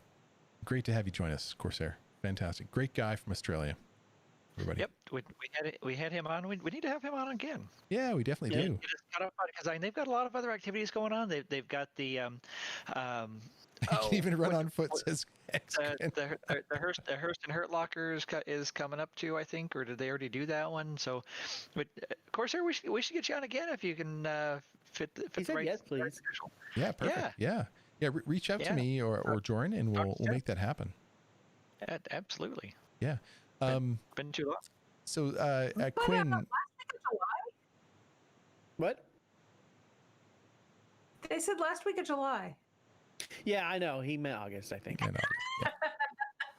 Yeah. I was teasing him about being on a different calendar now, but I guess he missed my joke. I said April earlier when I meant August, so it's easy to do. Very easy. I thought you were at work. So I guess I have Australia. Never mind. weird related story. I did, so I'm also a belly dancer, and I'm part of the belly dance community in Austin. And we recently did a benefit show, and the whole point was to go to someone's studio, and we were going to live stream it from there. So there's only a couple of us. We could do social distancing and all that, but still have a full-on belly dance show. And my girlfriend organized all this, and she's like, yeah, I asked for the studio the last weekend of September, but it's not open. I don't understand why it's not open. And we're like, it's July. She's like, I know, I asked for the last weekend of September. We're like, no, it's July. And it just took so long for her to go, oh. Months are hard. Yeah, right now. At this time of year is weird. It is very weird. I saw a meme that was like 20. It said 2020, and it showed the calendar for like January, February, and then quarantine, December. Yeah. Yeah, well, it's like what, 31 days has January, February has 28, March has 60, April has 6 weeks. Yeah. That's pretty much how it feels. And thanks Insidian gifting 5 tier 1 subs to the community. Nicely done. And Thanks, then man. one of those matched, so everyone has to have a drink. Oh, all right. Yeah. What a shame. I already had one, so I'm having a Red Bull to counter it. Isn't that cheating? It is. A little bit. You can actually drink anything. Sometimes we're actually just drinking water, but It just goes. You can never trust a bald person. No, you can't. You can't. Come at me, bro. All right. And welcome, Ed. Good to see you, man. Good to see so many great people. I wish I could call out absolutely everybody. Just great to see everyone. It's such a great hangout. That's why we do it. And I know we say this every week, but Jordan and I were talking about it with Ed and with a couple of other guys this week, and gals, great gals, just chatting and just having a great time, hanging out. It's the way to do it. And I will be sure to join everybody for shenanigans this Monday coming. That's a promise. You can take that to the bank. Creating this, and creating this community and this place where everybody can come together and hang out and just chat and talk about everything that's going on and talk about all kinds of other stuff too. And then we've got the Discord, which has just grown into just such an amazing community of folks where people come from all over, and that's where they can just hang out and make friends and just have a really active, fun place to chat. And it's a beautiful community. Love all of y'all. And it's all, and inclusive and positive. We just like to keep that positive vibe, and there's not a lot of places where you can go that are just really generally positive about things. Yeah. So I have a related community story. Yes. So when I streamed out on my own and more when I helped with Bear's stream, we had a lot of regular visitors. And one of them, I'm going to call him out in chat right now, was P-Gill. Which was funny because at CitizenCon, or not CitizenCon, VerseCon, I believe it was 2017, there was so VerseCon is at the same time as CitizenCon. And there was a dogfighting championship thing with live online with the computers there, dogfighting competitions. And I was paired up as my wingman with P-Gill. So now every time we see each other, it's like, hey, there's my wingman. Should the community thing. So yeah, years later, P-Gill's still my wingman. That's awesome. That's awesome. A great community. You know, and one of the things that I have found is every time I've either been playing the game or just hanging out and chatting, or someone just pings me personally on Discord, it's almost instantly there's a conversation going on. You've got something that is so connected, like the whole project. You know, you can find something to resonate on with someone so easily that with Star Citizen, especially at the level, the size of the community we have, the connectedness we all feel to it, because it's a huge project, but we're a relatively small group at this point compared to what Star Citizen is going to be in the end. So we're at this point right now where, you know, we're finding friendships, and we're trying to stick together, and we're looking at this saying that in the future, when we have, when marketing really starts happening, when Squadron 42 starts coming out, that's going to be the first time when marketing starts happening, and we start to see a lot more people come into the game that are coming from other areas. Now, sci-fi genres tend to be particularly good to each other, which is really great. Sci-fi people tend to be, nerds kind of uniting, which is really good. But we're going to end up having people that sci-fi is not their primary core goal. And so we're going to get a little bit more of that toxic community kind of come in. So, we're doing what we can to really push having a place where people can come get their first exposure to the game, or have a place where if they go out and they find a toxic community, they can come back to and enjoy being with like friends. And then of course, finding a way that we can play in the verse in the future together as friends. So a lot of stuff coming down the pipe that we're working on internally, as well as with other people. And I won't go into any more depth on that. We'll leave that for another day. But just exciting bringing stuff. nerds together. Yeah. I love you, nerds. I love all these nerds. It's like group hug. Group hug. Yay! All right, let's move on before it gets too mushy. Yeah.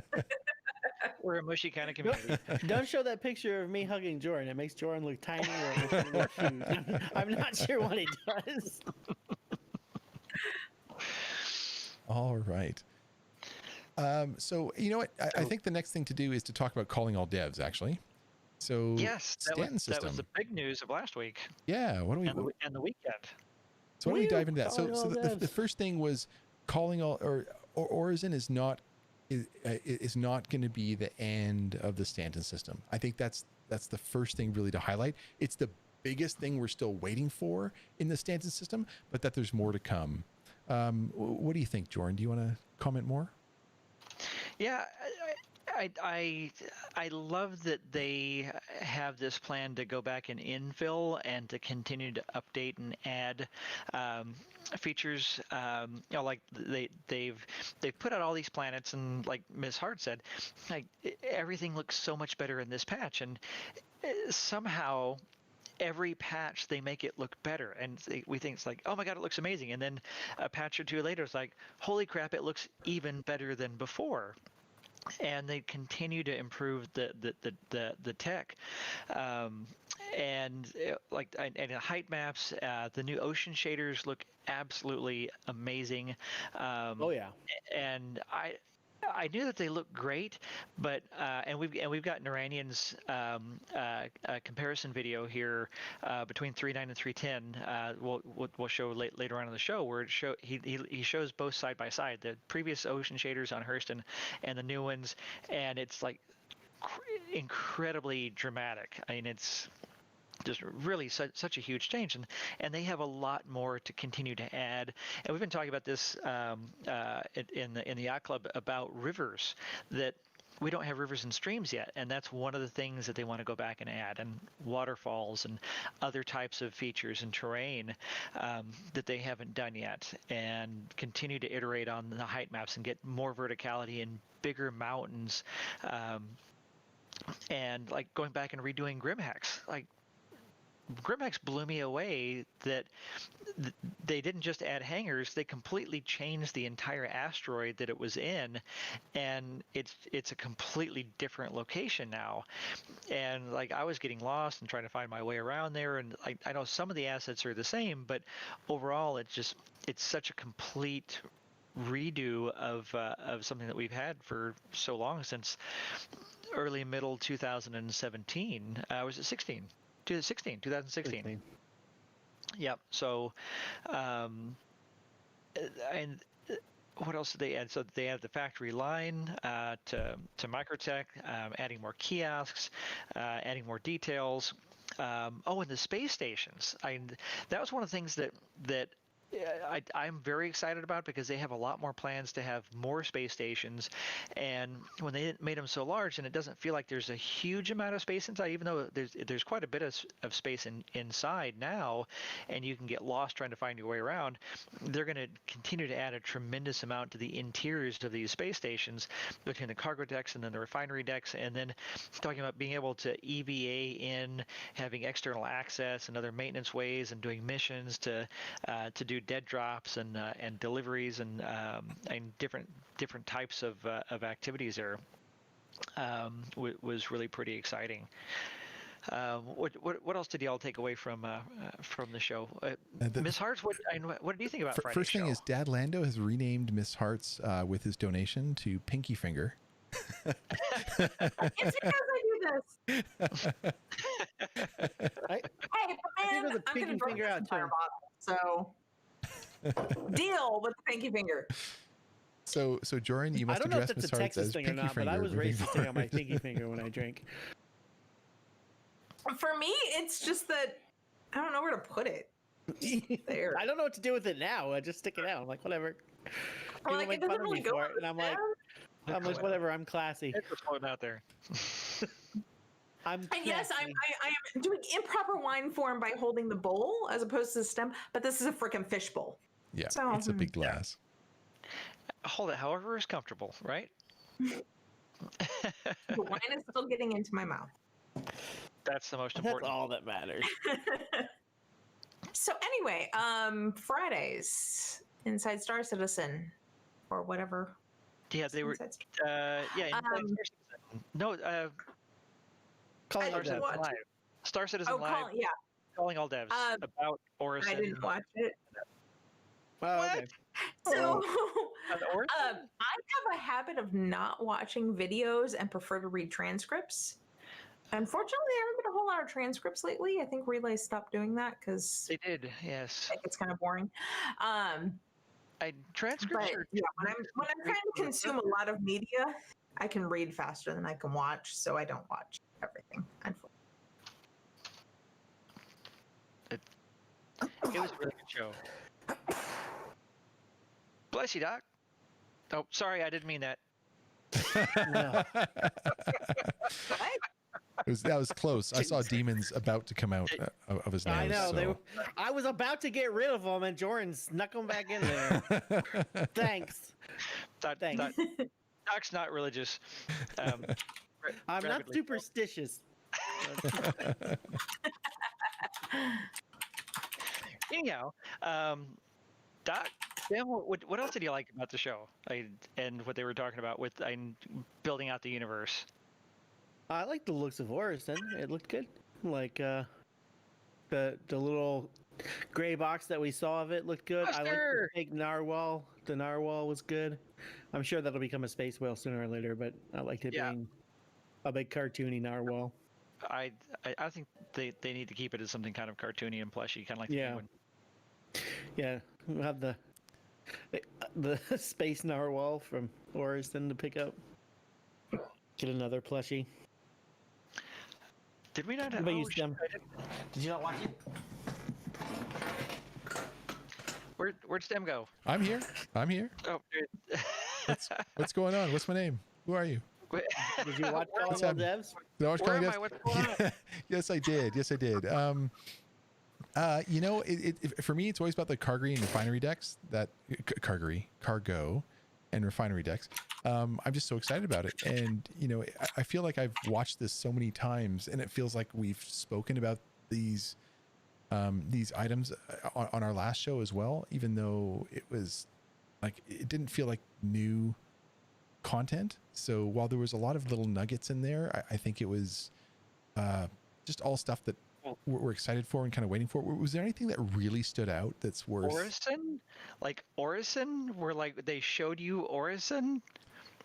Okay. So like let me and that's my fault for not having the link to the actual show where they were actually doing that. I was going to do that, and I will have that for you momentarily. Yeah, into please the get show that. channel. We'll put it up. Put it up. So, like, I was reading a bunch of comments out there talking about Orison, and especially because there was so much concern about Orison not coming yet, and people, you know, being frustrated about it, as a lot of people do. They get frustrated because things are late. So, you know, Orison is Oh my coming. god, something is late on Star Citizen. Right. What? Here, let's. Oh, Yeah, but what? Star Citizen is okay. neither late nor early. They arrive. It arrives exactly when it wants to. exactly when it is ready. We'll get it when it's done. That's what the fucking roadmap should say. You'll get it when it's done. Yeah. Until then, piss off. Because it's the response to, are we there yet? Are we there yet? Exactly. Yeah, no, that is exactly what I yet? have been doing for people. Like for the past Well, 2 weeks, see, they've been bitching. It's like that's the difference between Jordan and I. Jordan will tell them we're not there yet. We've got this far to go. I'll stop the car and say, "We're there. Get out." Are we there yet? Yep.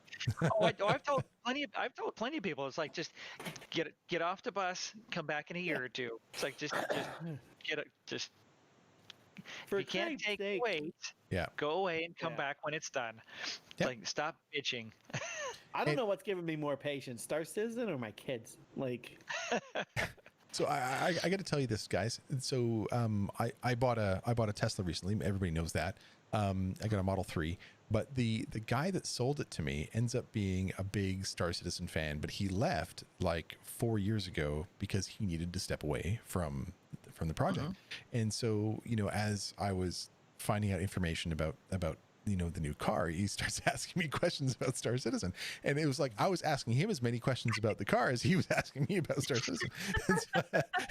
So you know, when people step away, they get a chance to let things advance and come back and kind of get that feeling of wonder again about the game and the project that they backed. And so, you know, if you need to do that, like if your heart hurts because things aren't coming in time for you, like don't judge yourself for it. Just step away and come back later. Away. You know? Yeah, Like, this is a difficult process to live through, and you do have to have a lot of patience and a different perspective about the journey and where we're going, but being able to enjoy what we have now without taking it too seriously. And that's the problem with people taking it too seriously at this stage. Yeah. Yeah, 100%. And I got to admit, I didn't watch all of Inside Star Citizen. I mean, I got like a little bit over halfway through. So you stopped before the good part. Apparently. It's like, what kind of celebrity authority on the community are you? You don't watch the damn program. This is what we bitch about people not watching the damn program. Bad stim.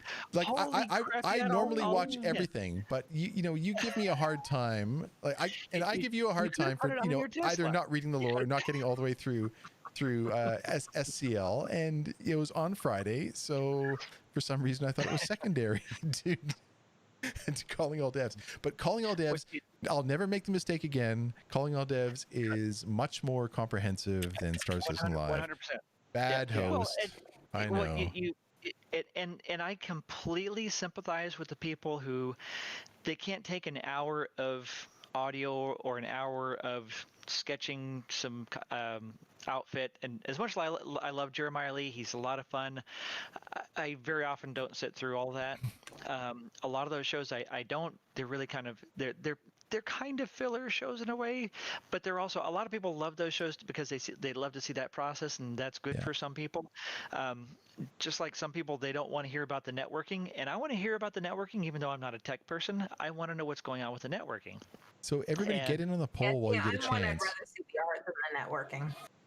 Get in the poll just so we can get an idea of if you've ever considered about stepping away from Star Citizen due to frustration. Sorry, Jordan, keep going. I've not been frustrated. Well, I've been frustrated by the backers, but I've not been frustrated by CIG. Oh, yeah, exactly. I mean,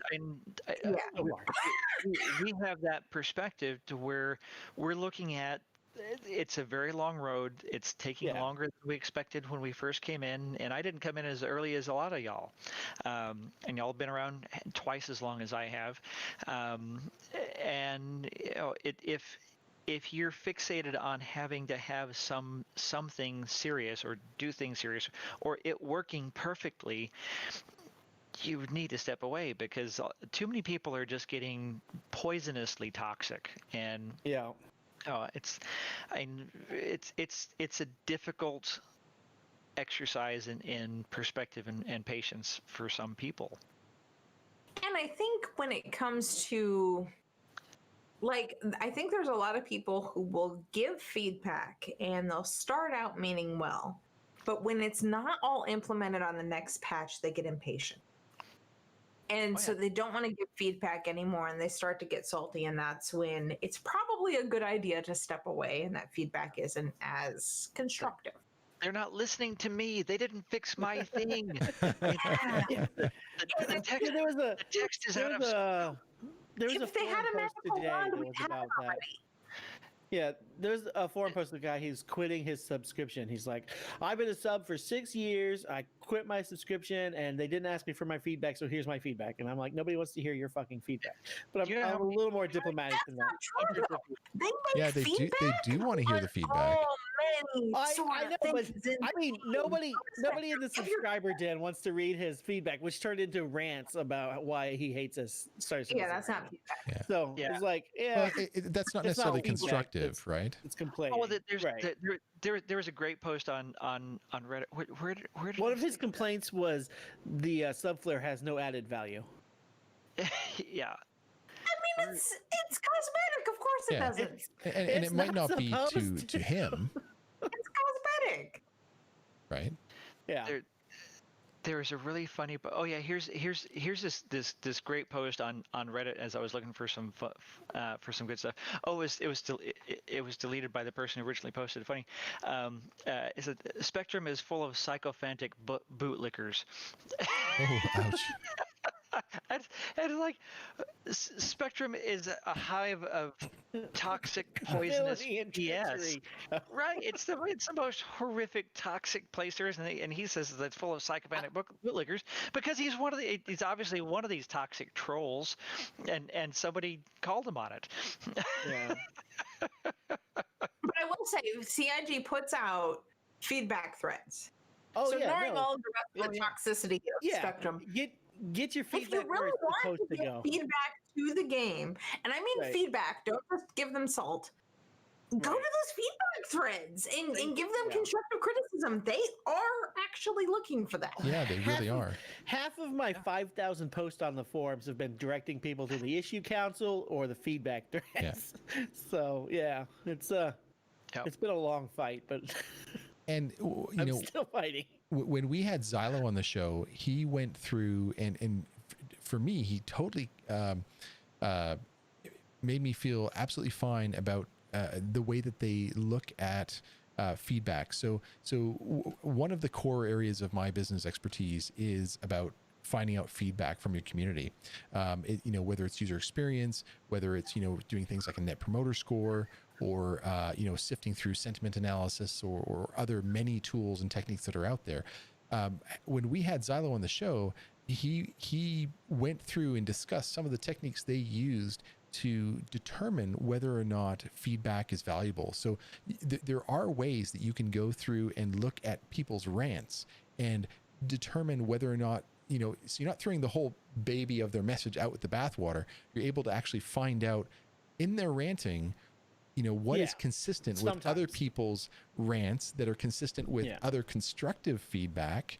And so you can tally those things up so that it's not just, so that it's not lost. Sometimes that feedback isn't sometimes lost. the ranting is accidentally constructive. Team now. They have a feedback team to look at all of the posts and actually interpret that feedback and pass it on to the dev. Yeah. That's what Bear does, right? That's like under his. That's how I know about it. Yeah. Right. And Waka. Super impressive. Super impressive. So if you ever have any concerns that CIG is not listening to you or not listening to the feedback that you have, if you say one thing in one corner of spectrum, they may not see you. But if you are consistent and you're contributing to the overall narrative and communication that's going on, they are listening. They are seeing what's going on, and they make changes. They might not happen right away, but they're listening to people that have shows. They're listening to those that are communicating spectrum. They're listening to even general chat in a lot of cases. They log all of that stuff, right? And review it over time. So they yeah. So I think the work in progress of Crusader, and we were talking about that, and some people are a little concerned that it doesn't look like it's very far along, but this is just the most recent iteration, and as he was explaining, is that it's a completely different bespoke type of landing zone that's not like the other ones where they had the procedural tools they developed to be able to paint a city onto a planet and just fill in the tiles. This is going to be a very multi-tiered, three-dimensional floating series of structures that are all interconnected by these lattices and paths, and it's completely different than everything else. So, and we've seen previous work in progresses that look completely different from this.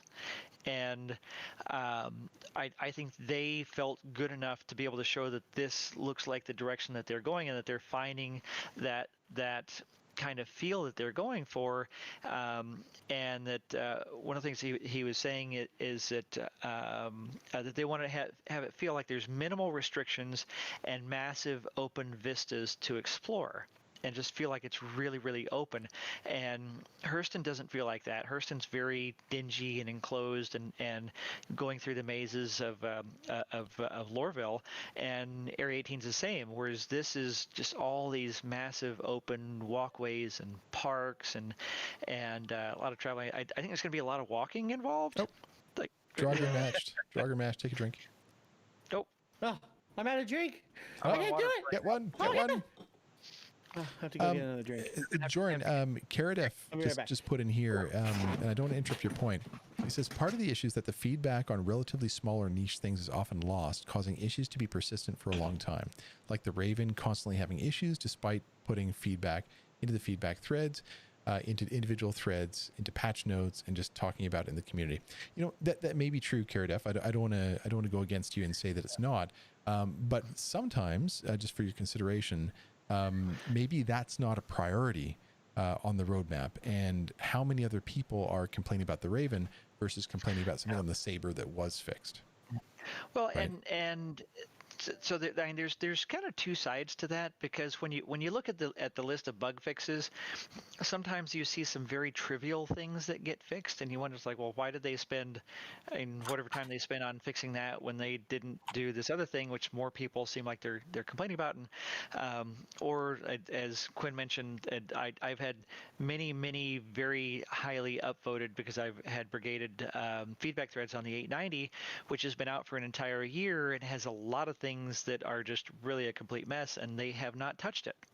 And the fuel hasn't been adjusted at all in an entire year. It's barely flyable. You can't change the guns on the turrets, and you can't change them over to laser repeaters, so they're less, and they're less effective than even the most ineffective turrets. They did finally tell us what was going on with the cargo, so we understand that that's part of the physics grids, which we assumed that there was something going on with that. But and there's lots of different things that just kind of go untouched for a very long period of time, and then other things get touched. Sometimes it does feel a little bit random. You kind of wonder, okay, well, why they do this and they didn't do this. But at the same time, they do get around to most everything eventually, and it's not that critical for them. Hopefully the Raven isn't your only ship. Kind of like the 600 in the beginning of the PTU. It's like it was literally unflyable, but they fixed it, and so now it's fine. And don't we all do that in our jobs? Like if you're given a list of things and these 5 things will take 5 minutes to complete and these 5 things you don't know how to fix them, you're going to fix the things you know. Yeah. Oh, that's easy. I'm just going to knock that out. It's like, oh, that's easy. I'm just going to knock that out. It's like, yeah, and it's high priority or easy. There's a lot of different priorities out there, and well, like we were talking before the show started. You're not the only person who melted their M50 because of the change in the S2 to S1 guns. That was a huge nerf, and that went on for a long time. That they were S1s. I mean, it was almost a year, wasn't it? They were S1s. At least, yeah. They're back to I think it was S2. about 8 months. They're back to At some point S2s in now. that year, I melted my M50, which I was famous for. You were famous, and for those of y'all who don't know MzHartz, and we've got the interview at the end of the show. One of the many things that MzHartz was famous for is that she was a legendary dogfighter in an M50, and she would kick Super Hornets' asses in an M50. And I remember 1.3, by the way. Well, I mean, it was a little while back, but you were good. I mean, back when that was a thing, and people were dogfighting in Arena Commander. And I remember. I mean, you were famous. I was a very new backer, and you were one of the famous people. And it's like, man, she's one of those like badass, and she's in an M50, and she's a girl. It's like she's kicking their asses. It's like, yeah, it's awesome. I used to fight with you in Arena Commander in my M50. And we'd have M50 duels that lasted forever. Who won most of the time? M50 were the best. Who was it? There was one. There was another really legendary M50 fighter. His name began with an S, and we would have asteroid dances, is what we'd call. We call it dancing, because we would go around the asteroids because we could be so maneuverable in the M50. Back when we had full control over our ship. One-on-one, so much differently than we could dogfight with anyone else. Yeah. Newbifire said so. Sophie Girl was too. Sophie Girl. Yeah. I thought she liked the saber. Yeah, I think she liked the saber more than the M50. I think she flew the saber. Yeah. Yeah. I remember playing every day in 1.3 and 1.2 like that. I played Arena Commander so much. Yeah, same here. Fun. Yeah. I didn't back until 2.0 had just launched. I came in at 2.0, so I feel really fortunate that I came in when the Persistent Universe launched. But I spent a ton of time. 2.0 was a long patch too. Yeah. Yeah. But yeah, I spent a bunch of time in Arena Commander, and it was a lot of fun because that was all there was to do back then. I mean, we didn't have any planets. Yeah. We didn't have the verse. I mean, we had Olisar, we had Korea, which not really much went on back then, and Covalix, and really the only big thing was the Tessa Bannister missions. Yeah, that's all you I could do. miss Tessa. I love Tessa. Yeah. We all miss Tessa. We do. Yeah. Pramster, thanks for the gifted sub to the Newbifire. Yeah. I think they'll bring Tessa Bannister back. Oh yeah, I really hope they bring her back. Yeah. Very, very beloved. But at the same time, I actually don't want them to bring her back as anything more than a voice. Oh yeah, I yeah, yeah. want that mysterious around her. I want to know, is she an AI or is she an actual person? I don't want Oh, that question answered. I like that mysteriousness. but don't you Or just expect bacon. don't you expect missions to be something that come in over video comms, with render to texture Yeah, on your That's what dash? they're gonna do. Sometimes, but they don't always have to. It doesn't always have to be. Yeah. Sometimes missions come across as the little flashes over the top of your Plus, screen. she could be AI and still have an avatar. Oh, of course she is. Yeah, No, AI's you just illegal. don't know, and I love that don't know Kind part of kind it. of like kind of like Holly from Red Dwarf. Yes. Exactly. I love Holly too. So we love Holly. One other important thing from the show that a lot of people were talking about was the volumetric clouds. So where he said that there are not going to be the wonderful volumetric clouds. Everybody took it to be like, oh, we're not going to have clouds. Well, they have cloud tech. We saw that in the previous week. They have cloud tech. We see clouds on Microtech with the snowstorms that roll in. It's not going to be the end tech that they want. So I mean, it's not going to be as spectacular as it will be, but if we look at like Hurston has developed over time, and Area 18 they've made changes over time, and all the planets, it's going. I think it's going to be absolutely spectacular, and they're going to have good cloud tech, but I assume that they're going to work towards, everybody holds up the Microsoft Flight Sim right now. It's like the end I all was be all just pulling of it up. clouds. Yeah, that's what everybody holds up as the end all be all. Yeah, and this is what they're going to work towards, and I fully assume that we're going to have something that cool, or like the original 300 series commercial, which is what got me all excited about the universe. Those Yeah. clouds look beautiful. It was all faked in CryEngine back then, but that was my dream. I want to fly through clouds, and yeah, I'll get Microsoft Flight Sim too, and I'll fly it some, but it's not going to hook me in like the verse does. Well, you say that now, but I mean, I don't think flight simulators have communities. They really do, and Microsoft Flight Simulator also has a community, but I haven't been exposed to it. I don't know how big the Discord is. I don't know how. I just know that there's a huge following for it. So. But I think that the Star Citizen community is based upon like the dreams of playing together. Where Flight Simulator, it's like, okay, well, you might be able to have an engineer or a navigator and a pilot, but you're flying from one place to another. There's maybe a little bit of cargo organization to get stuff on the plane, but there isn't salvage. Says, does it have legs? Can you walk around? Does it have ground vehicles? Does it have guns? Does it have gold armor? Does it have penguins? Yeah, well said. No penguins. It can't be the same.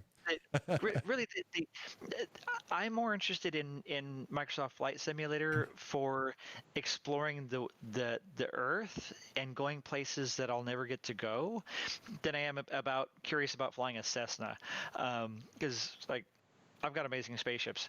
I don't really care about the little most of the airplanes in it aren't super exciting to me. But I want to see Not quite as fantastic as you need. Yeah. side note, I have flown in a Cessna with a Star Citizen backer. Oh, Nice. Who's the pilot? I'm trying to remember his name, and I can't remember. Put her on the spot, Stem. Shame on you. Which is terrible because he is a really awesome person. He was super sweet. It was so cool of him to take me on that flight. Nice. He's involved with the bar citizens here, and he's a super nice guy. And All right. For his name. Yeah, Austin has such a great bar citizen community. It's yeah. Tyler tweeted out just the other day like how much he misses the bar citizen, because Austin's the oldest bar citizen community in the world, and they've got a great group there. Stratocruiser is in chat. He's one of our community guys, and one of the Legatus guys. He is actually a real pilot. He flies private jets for billionaires around the world. And he said, like, I'll pre-inspect airports before flying in real life places that I've never been before, Asia, Europe, etc. It's like probably not too many airports he's been. Hey Xylo, how's it going, man? We were just talking about your Yeah, good to see you. I thought they were procedurally generated. Some of it was good. Oh. No, everything in Microsoft Flight Sim is incredibly rendered from this technology that they developed from satellite photography that would render three-dimensional structures from 2D satellite imagery, and it's spectacular. So it's literally everything that is on the Earth. So your house is in there three-dimensionally rendered. Everything on the planet is realistically recreated. It's like incredible. So I want to fly some really cool places. Like I really want to go to like those crazy mountains in in China where they have just like, it looks like Fantasyland, and I want to fly around over there just to experience the topography and kind of see that. And like New Zealand, I want to fly over New Zealand. It's kind of like when Google Earth first came out. Yeah, I want to do that. So many places on Google Earth when it first came out, but now it's in a game. You can fly your spaceship there. Have you tried Google Maps in VR? It's amazing. So I had to like, in my mind, I had to justify VR to StimWife. I had to say, this is why. And she loves travel. So I'm like, right, I know exactly how to do it. So I got her to put on the goggles. She's like, this is going to be stupid. And we ran through the tutorial very quickly. She's like, oh, wow, this is really cool. And then I moved her right on to being in Rio de Janeiro, up on the Corcovado, and looking at Christ the Redeemer. And she was just like, wow, this is amazing. And she was just flying around Rio saying, oh, when I worked at the Brazil Olympics, this is exactly where I stayed, and and we're going around. Oh, that's awesome. It's amazing. And you can zoom in, obviously at Street View, and kind of go up, and you could look at the exact apartment where she stayed. I mean, it's just so amazing what you can do with VR tech these days. So Newfire says that it's actually called SRTM. It was a radar mission that the shuttle did to survey the planet. It created what is called a DEM. He makes maps for a living. I know he's part of the Canadian military, and that's it's just it's incredible technology, and it's like I just want to, and like MzHartz said, it's like when Google Earth came out, I went to the Eiffel Tower and I was walking around and walking down the streets of Paris and Rome and seeing the Colosseum, and these kinds of experience here. Like I love travel, and like I've on hold a little bit, and as like I want to do more real travel eventually someday when we can again, but I'm never going to get to see all the places that I really want to see, and there's some places I just wouldn't ever go because it's just not really safe. So so it was a great show on Friday. Really excited about work, even though it's going to be a bit longer. If it's SRTM, like Newfire said, then my house won't be on it because that shuttle data was done before my house was built. Well, they've used subsequent data as well. We have pretty maps so we can bombard people with fidelity. Well, yeah. Nice. Moving right along. STEM. So we showed shenanigans from Saturday, I think. And Monday. And Monday. So if you're wondering if you can get 5 cyclones into a Carrack, yes, you can. I think you can fit 6. You can, but then you can't actually walk around them hardly at all. Oh. Because the 6th one has to be right up against the door, and you can't get through the door. Right. So the next topic up for discussion on Saturday was racing feedback from Yogi Klatt. Oh yeah, Captain Rich said Jordan knows my pain of not being able to travel anymore. I know, and all of us that wanted to go to CitizenCon this year is just like it's heartbreaking for the community. Daymar and Corsair was saying, it's like, and he was really looking forward to that, and I think we all were. CitizenCon is just like it's that mecca experience for Star Citizens, and I mean, it's tough, but it's temporary. We'll hopefully if civilization doesn't collapse here in the next 6 months or so, it's like we'll get back to traveling next year maybe.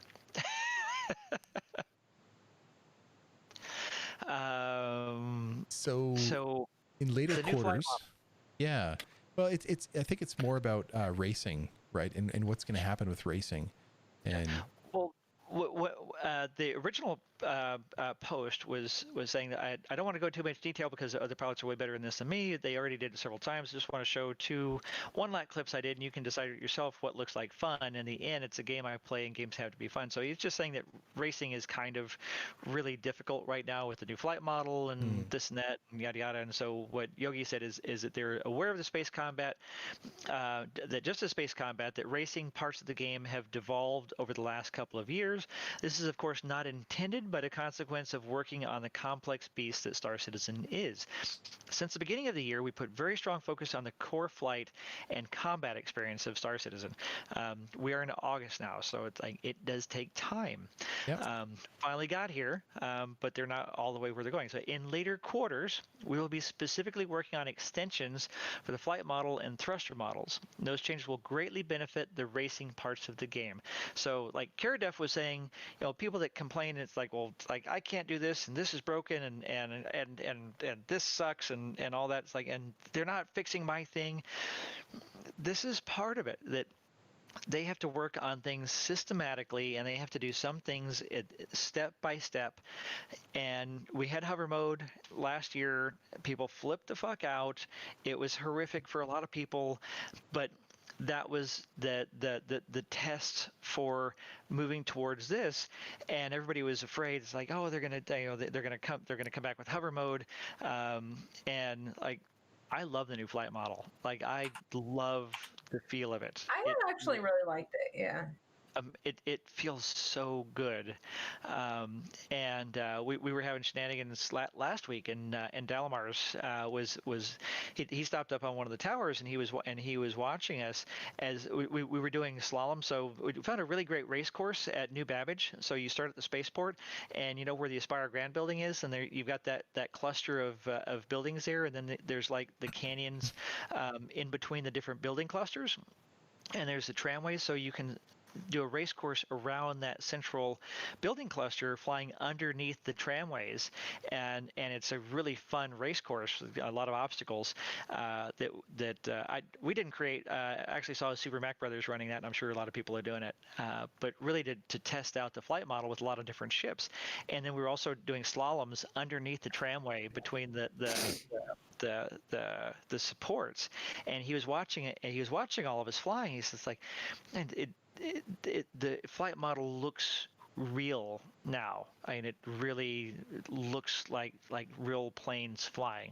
It has that kind of feel, and so I'm thrilled. And it's a long process to get here, and we still have a long way to go, but I think they're making real progress. Nice. So, racers someday. I can't wait. One thing at a time, right? We'll get there. Yep. You'll get it when it's done. Yep, you'll get it when it's done. When it's like, good if you don't have it, if there's nothing you like right now, take a break. You're muted, MzHartz. Or You're muted. Yeah, MzHartz is muted. How's that? We totally agree. 100%. Everybody in chat was saying so. Yeah, just agree with everything. Racing, we've had these same 3 racetracks for 5 years now. So I think 6 years. Is it 6? It might be 6. Yeah. It'd be 6. Yeah, Yep. it It's is a long 6. time. They launched with the Arena Commander. I've done this for a while. Yeah, 6 years now. So the racetracks haven't changed any. Nope.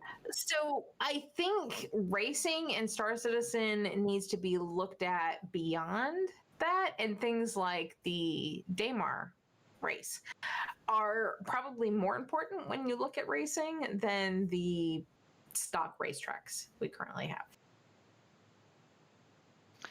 Yeah, well, I like with the addition of Grimhex and the new that racing lobby betting location where and when they first introduced Grimhex, that there was that central kind of core that was hollow, and so that was kind of like that that central checkpoint from the race courses, and all they have to do is set out some type of rings or markers or whatever to create that race course out there in the asteroids around Yellow. It'd be really cool, and I think that's the direction that they want to go at in time. But unfortunately for the racing community, it hasn't been a priority. But Yogi mentioned that they are thinking about it.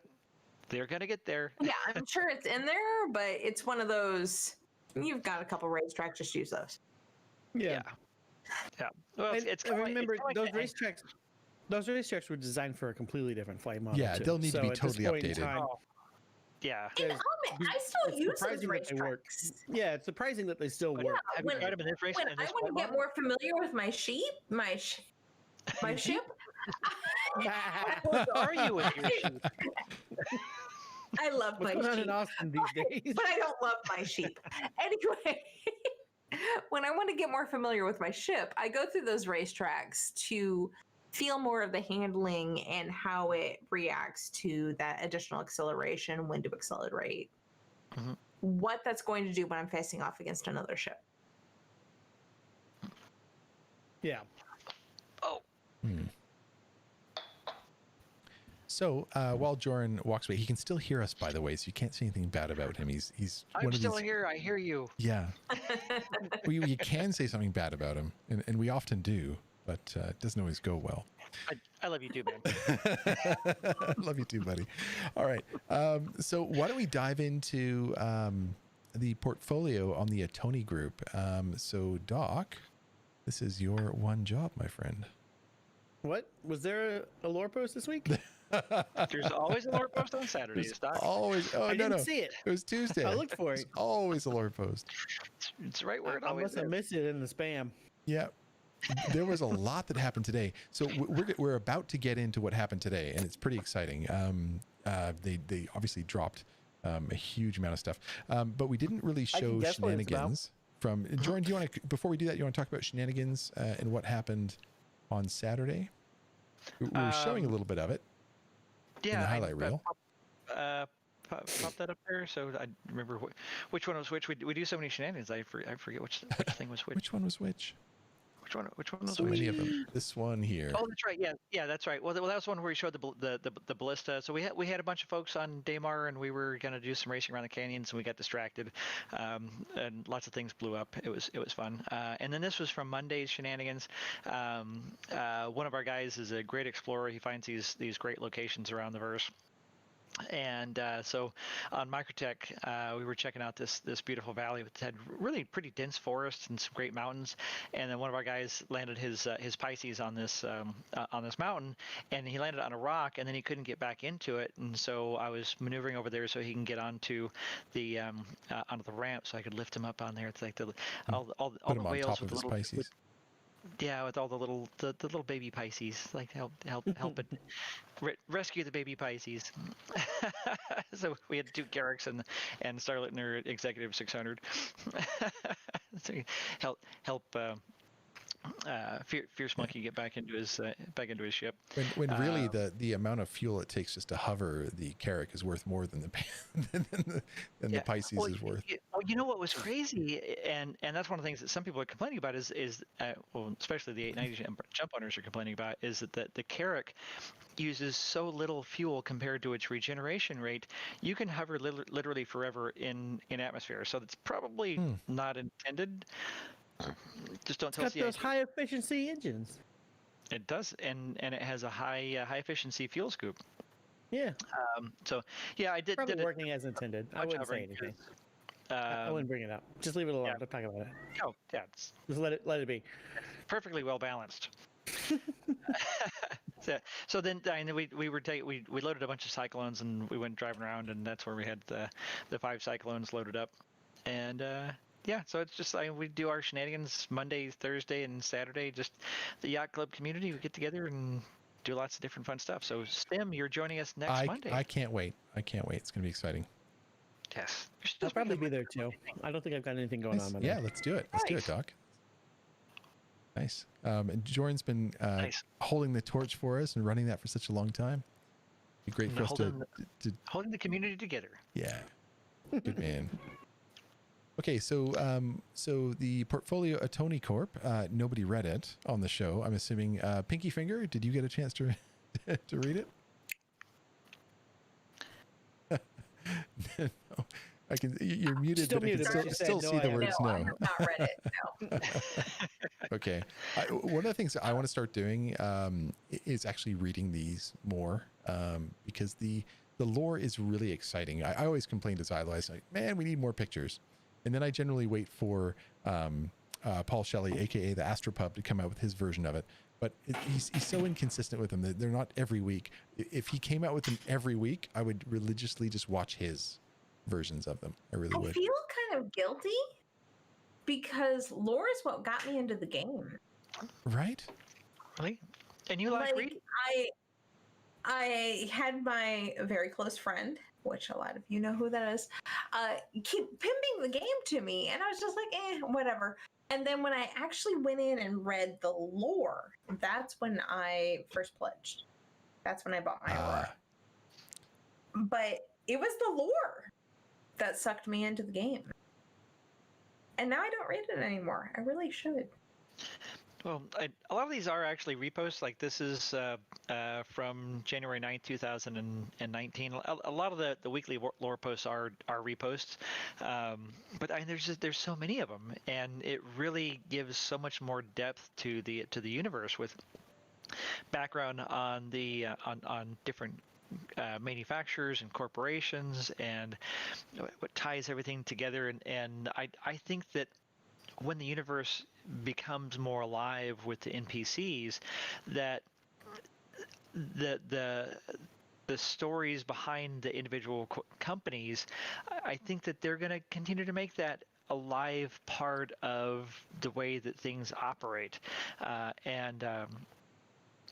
like we're seeing the live campaigning for Imperator, and that's going on now, and that's going to be a real election, and that's going to be a real change in government policy and a change in the laws and how things happen over the next 10 real years of Star Citizen and beyond that.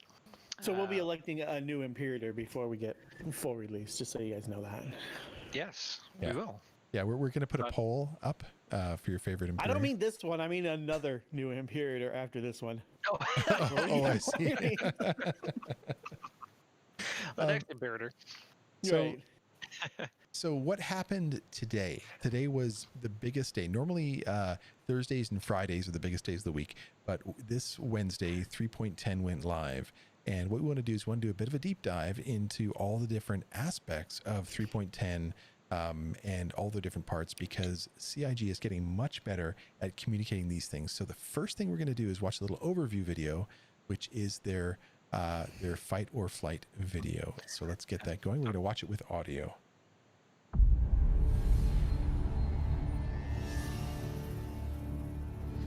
We got hostiles inbound. Stay alert. Copy.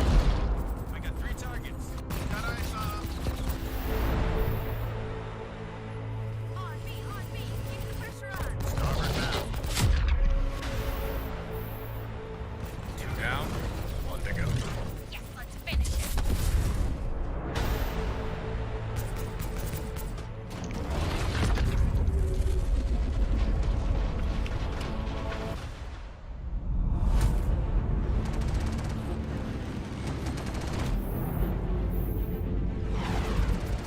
Catch me if you can.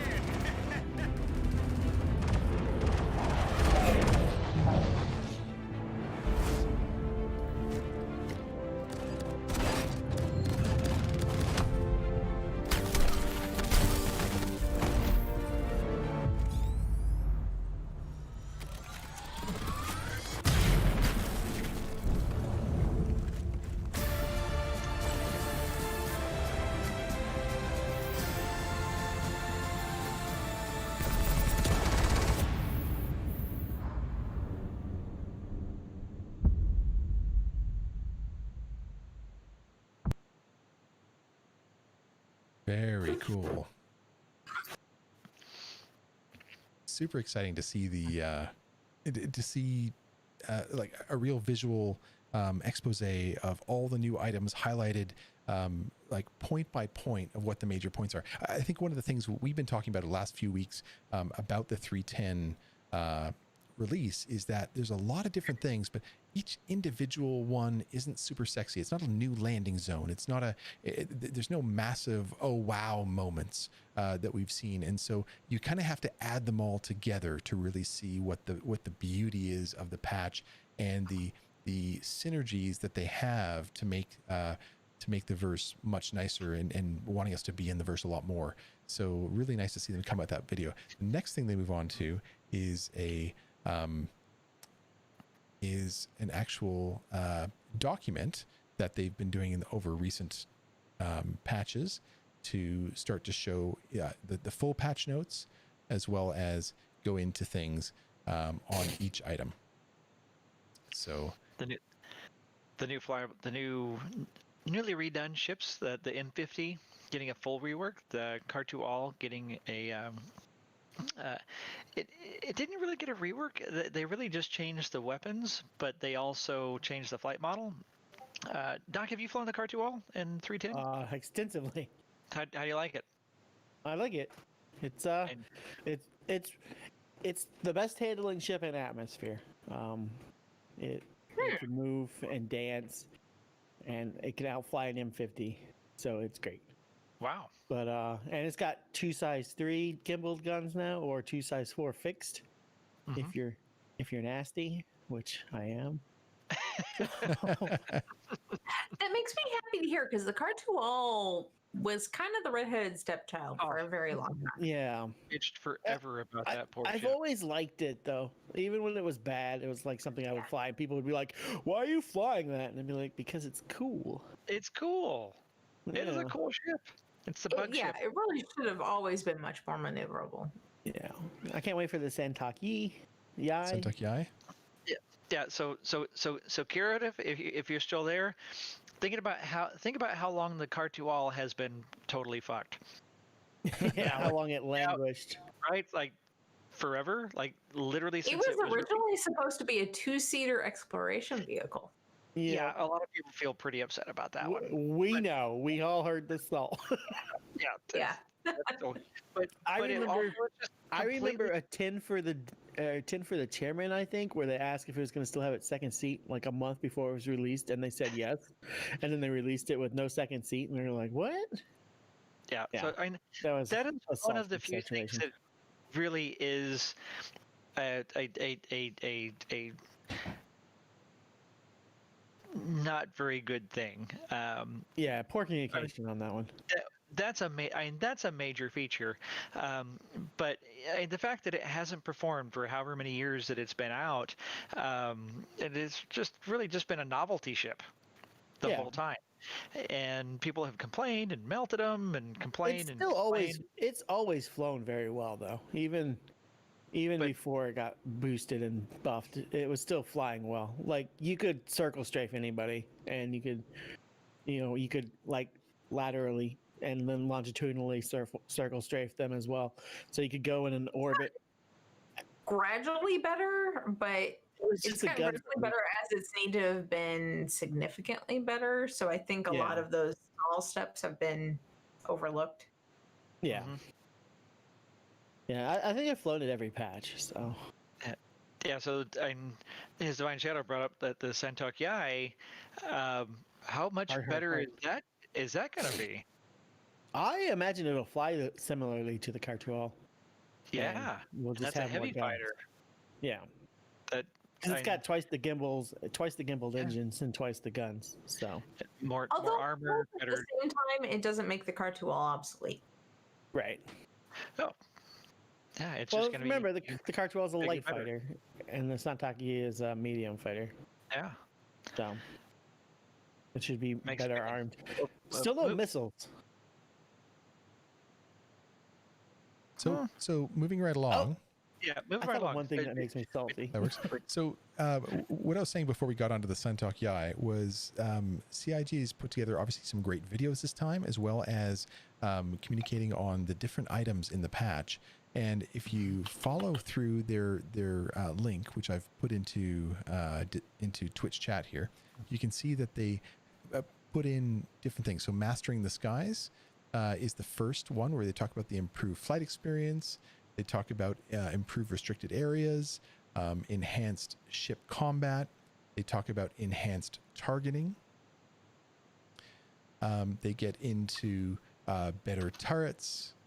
They get into player-to-player trading app that they've put out, the different colored multi-mobi glasses that they have, dragging bodies around, the electron damage type and the new weapons. That's the Atzcav sniper rifle, the Gemini C-54 SMG, and the Klausen-Werner Sledge series ballistic ship weapons.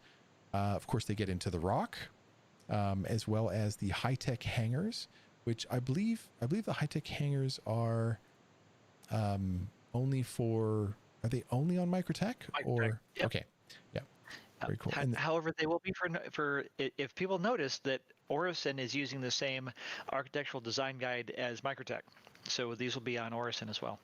So if you're looking for a definitive guide when you're explaining to friends, or friends are asking you, oh yeah, so how is the Star Citizen going, you can run them through what the latest changes are, as well as get to know what they are yourself, so that when you're diving in again with the new patch, if you only kind of come in once, a little bit every time a patch comes out, to see what's exciting and new about the game, so that you can actually explore that and look at it first and see what's going on.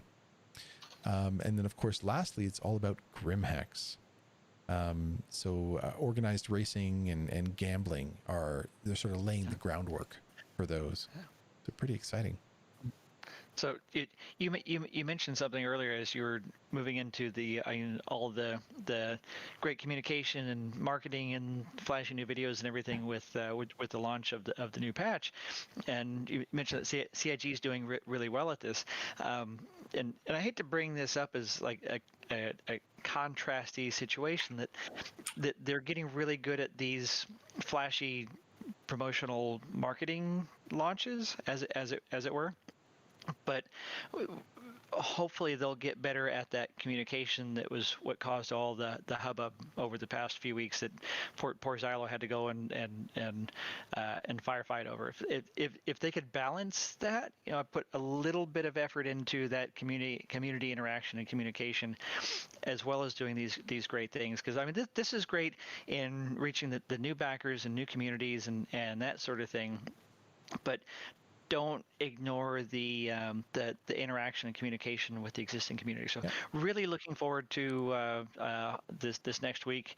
Somebody asked if how his Thursday meeting went last week, because in his post from prior to with the roadmap to the roadmap, which he joked about, that his meeting went well and they're moving forward with that. So this coming week we're going to get more information on that and some previews. So really looking forward to seeing what they're going to be doing on that, because I think hopefully that will help to calm the zombie hordes.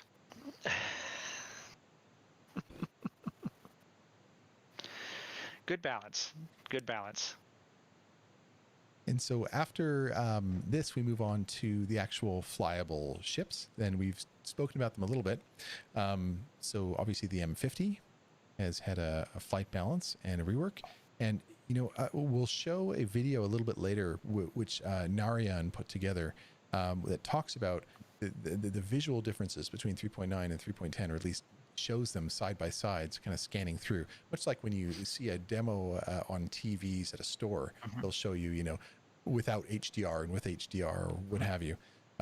He did a fantastic video that shows that. And I couldn't tell the difference between the old M50 flight model, or old M50 model and the new one, until I saw those side-by-side differences. And they're very nuanced. Yeah, even looking at the way that he showed it, right next to each other, going back and forth, and the way that he does, it's amazing how he does this. I have no idea how he does this, because he must stage his cameras in the exact same position, do the exact same thing, unless he's I don't know how he does it. I think it probably takes a lot of work. Yeah.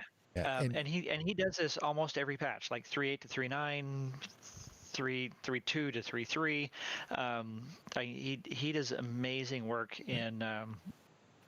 Show this. Oh, you don't have that queued up yet. No, we can go through that now. That's no problem. Let me grab that. Yes, Oh guys, my we're God. yeah we're talking about the new patch, and besides, we need to move along because it's getting close to when the witching hour for For the Murray. Murray, Eh, and also we don't want to keep MzHartz up too late. Yeah, fair enough. She- We'll grab it. Like Sorry Boris about Island. that. I have to Course, go Isla, we watch kept Umbrella changing- Academy. That was loud. Oh, fun. We kept poor Silo here for 4 hours. Yeah, but he had fun the whole time. So, At least he pretended Jordan, to. you had it about Hopefully 7 you're- minutes. This is actually a 12-minute video, and you had it about 7 minutes. Is this was there a reason? Yeah, no, well, I linked it right here to this because this was one of the most dramatic in showing the ocean shaders.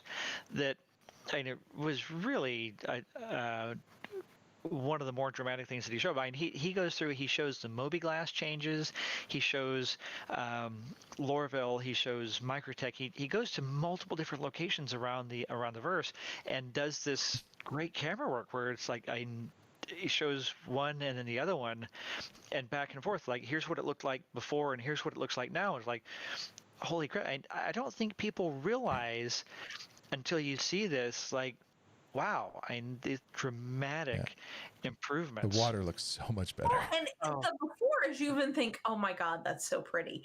And then the afters, it's like, I Yeah, didn't expect it that you could even make it even better. yeah, exactly. And CG continually makes things better when you think that they're so good and they're not done yet.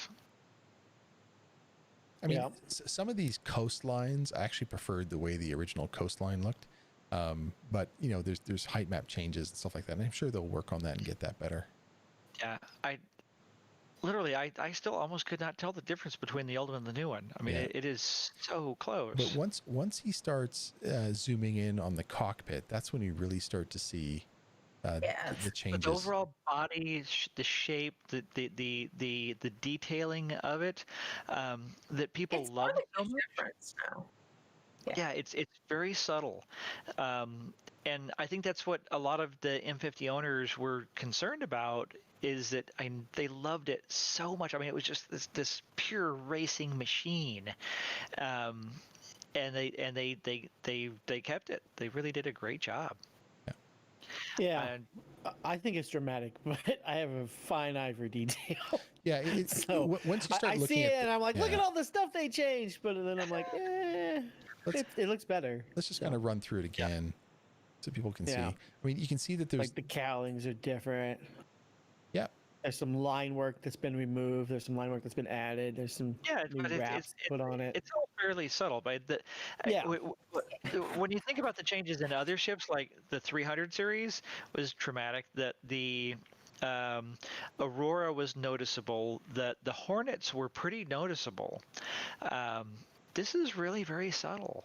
Yeah. except for that cockpit. I mean, that's a massive change. Oh yeah, no, in the cockpits.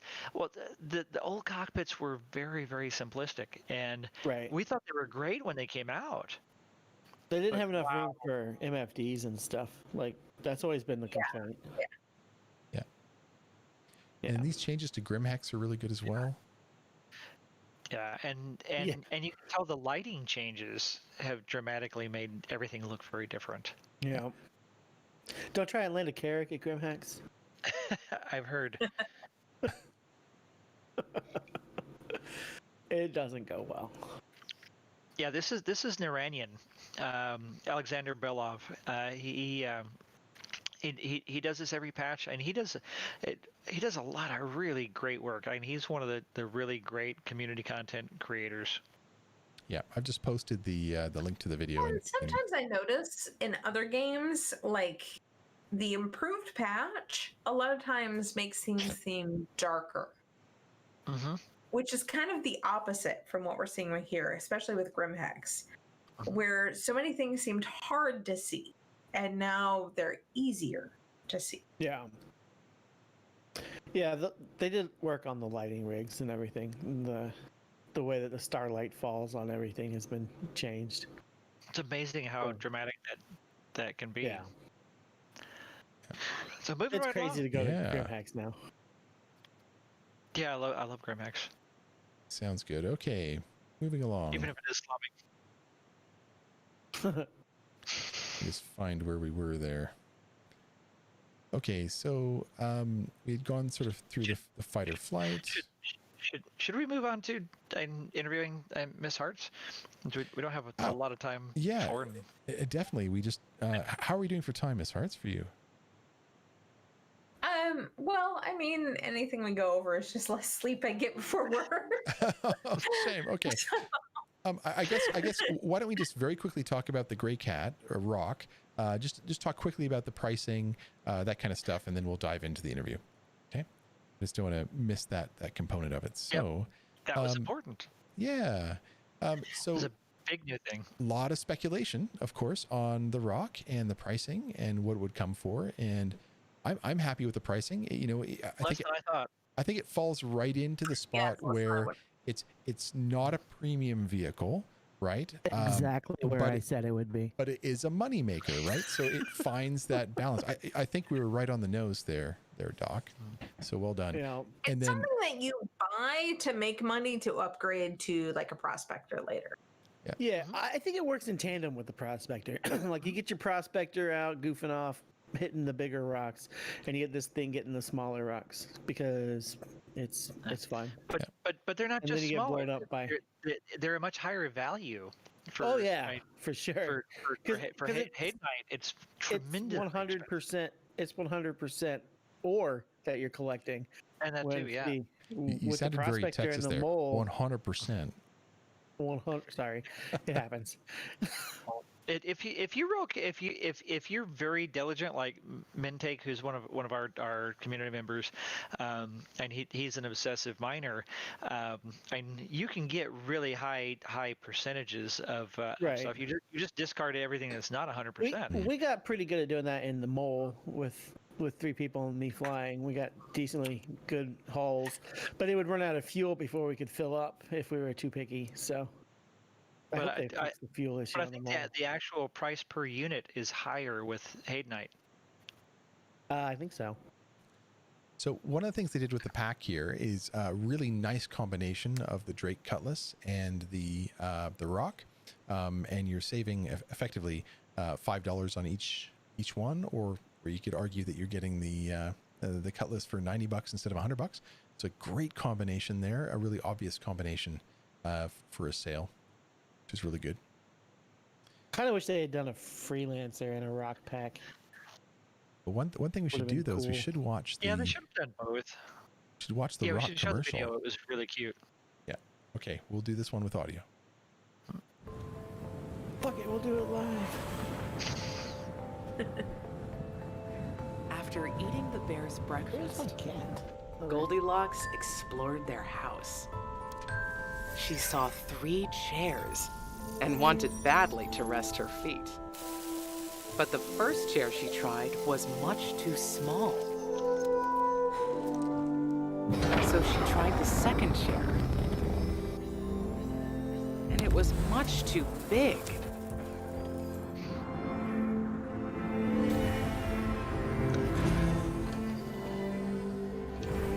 But when she tried the third chair,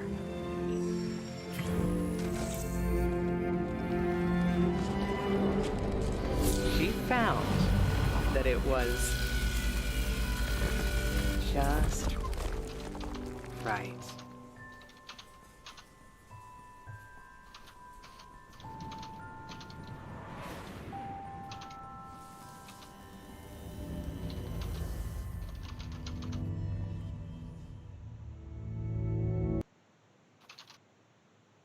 Great stuff. And then she lived happily ever after until she 30K. Until she's 30K. And then just talking about the pricing on the M50, the price did not go up. It's been $100 ship for a long time, which is really great to see. A lot of us expected a price jump when that rework was done. Also, you can upgrade to it with war bonds, so with lifetime insurance, I'm assuming. No, is it not lifetime? No, it's like a year or 10 years or something. I forget what it is, but it's not lifetime. What is it? Let's have a look.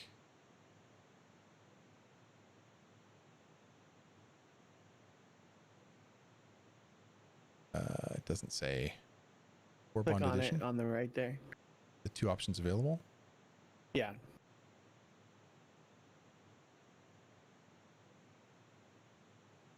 Yeah, the war bond is just $10 cheaper.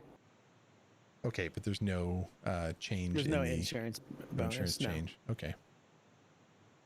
So it's still. What I'm thinking about is whether or not I should melt my hawk for it. Did you get $100 M50 MzHartz, or did you have a $75 one? I don't remember. I think it was How 100. early did you it. back? Well, I didn't back with the M50. I backed okay. with an Aurora. It was probably. I rented it for a long time, so it might have been a whole year later before I bought the M50. Okay. So I want to say it was $100, Yeah, probably. which think it means was I need 80, to not melt my 75. hawk and buy it back. Yeah. It's just a hard thing. And lastly, to sort of mention, the Car2All is also, from its updates, also available for sale again at 170 USD. And also you can upgrade to it and make it war bond as well. An upgrade war bond. So nice to see that happening. Okay, so without further ado, I have an original LTI Car2All. do you? Is it numbered? Is it special? It's LTI. Oh, that It's is the special. foil card. That's exactly what it is. That's what LTI is. Triples the price. I had all the X-Men foil cards. Yeah, the old X-Men cards back in the early 1990s. All trading cards. Yeah, I don't think you have to say 1990s. It's not close enough to the 2090s to say the 90s and get confused yet. Yeah. We were all born time before ago. the 90s. It's just barely you kids. Barely. I mean, yeah, barely. Yeah, barely. What? Barely. Okay. So let's go into the interview stars part of the show, so we can get to know Miss Pinky Finger a little bit better. So the 1890s Evadius. Yeah. Right. So MzHartz, we start, the first question we always ask is, what is your favorite ship? Is it the M50? That's a hard question. It was the M50, and then, like I said, I melted it, and I do think I want to buy it back. But the thing that replaced the M50 for me was the Blade. I love the Vandal ships, but I have never really been able to afford the Glaive. Mm-hmm. And the Blade is supposed to be a small light fighter, so it's kind of like the Vandal version of the M50, which was supposed to be my replacement for an M50. Gotcha. But I think I want the M50. So you gonna move your Hawk then? You think to be an I'm M50? keeping the Blade.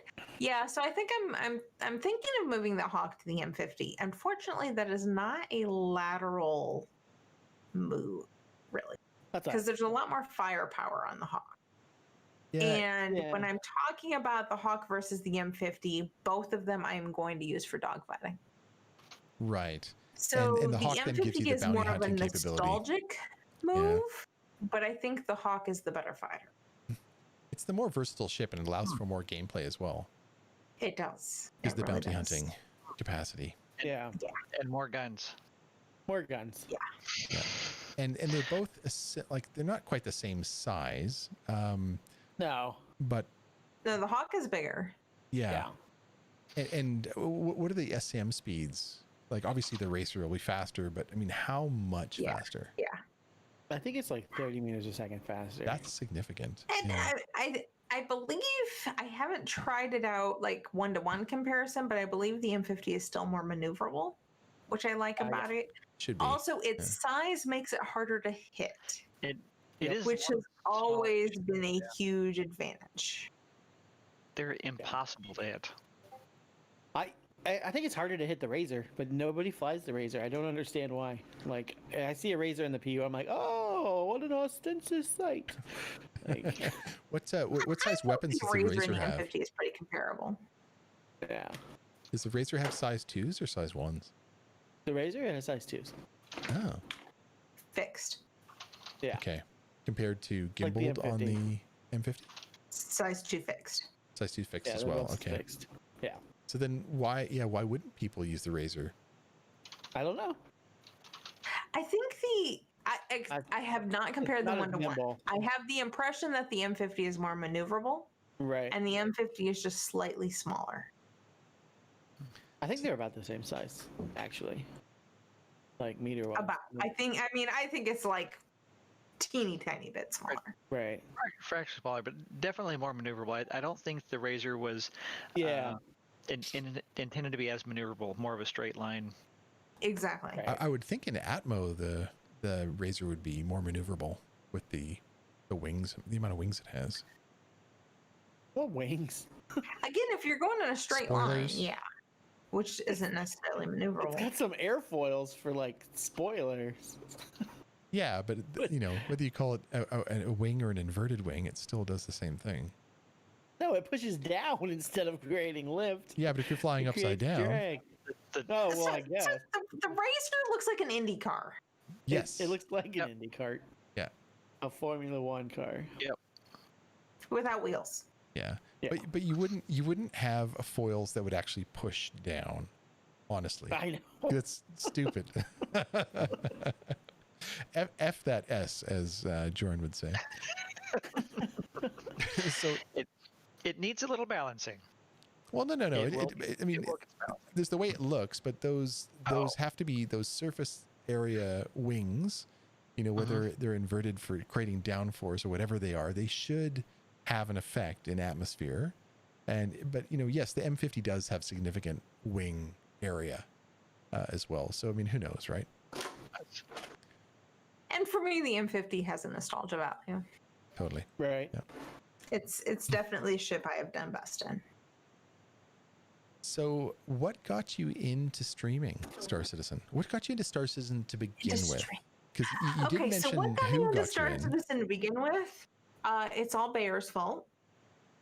So, if you're familiar with Bayer, he's my best friend.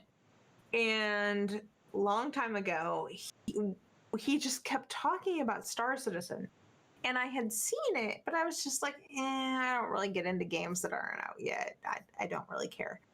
And then he kept sending me the commercials, the ship commercials.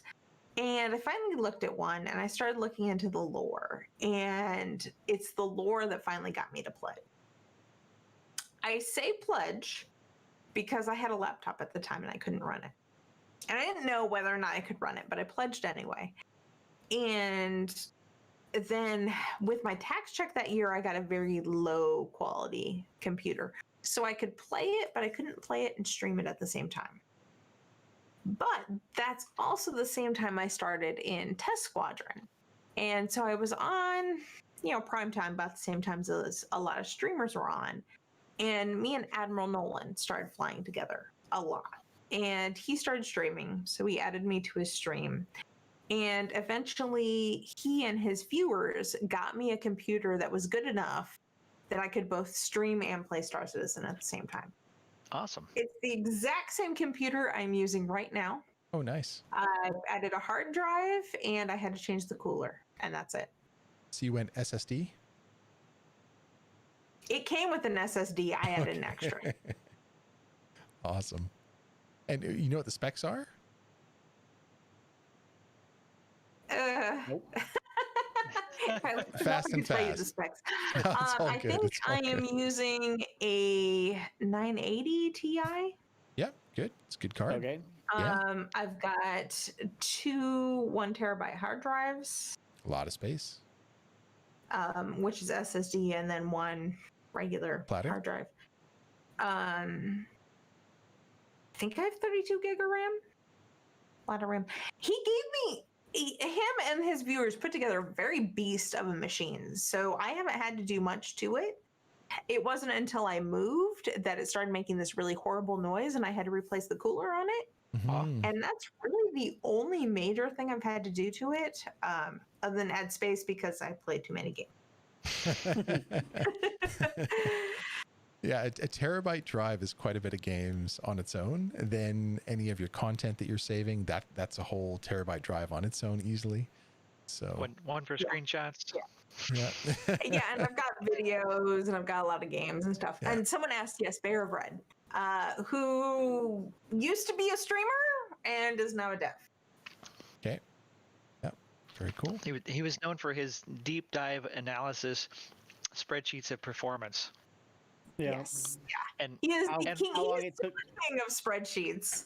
and And push-ups. he And would- push-ups. Yeah. Yes, he did the crash push-ups. Yep. And he would do like the scores for each ship and how they were good and what they were bad and the pros and cons of each ship and that sort of thing. So really deep dive into every aspect of Star Citizen, which I mean helped him get the job. Yeah. Yeah. Those are some of the really great stories of people that are very passionate in the community and stand out at something that they become expert in, and then CIG values that expertise, like Bayor. I mean, that's why he's in charge of feedback about performance, which is what he was always He about. still does the spreadsheets, yeah. Yep. They're more feedback spreadsheets now, but they're still spreadsheets. Yeah. Well, it's nice he's able to leverage that in a capacity that not only could he get it from the community, but can also now translate that into development for CIG. That's great. Need more of that. Yeah. So when did you start streaming? Oh, 2016. I think it was early 2016 that I started streaming on my own. I would stream with Admiral Nolan, but he would just add me on Skype, and it was all his gameplay that you would see, and that was in 2015. But I didn't start streaming on my own unless it was graphic design projects until 2016.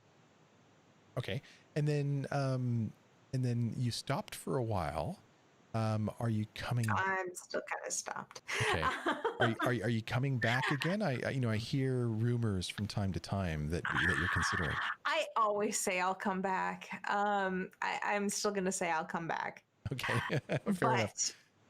Like, life has been crazy. I am doing a lot of stuff with other games, like some tabletop games that I've been streaming with, Table Horrors.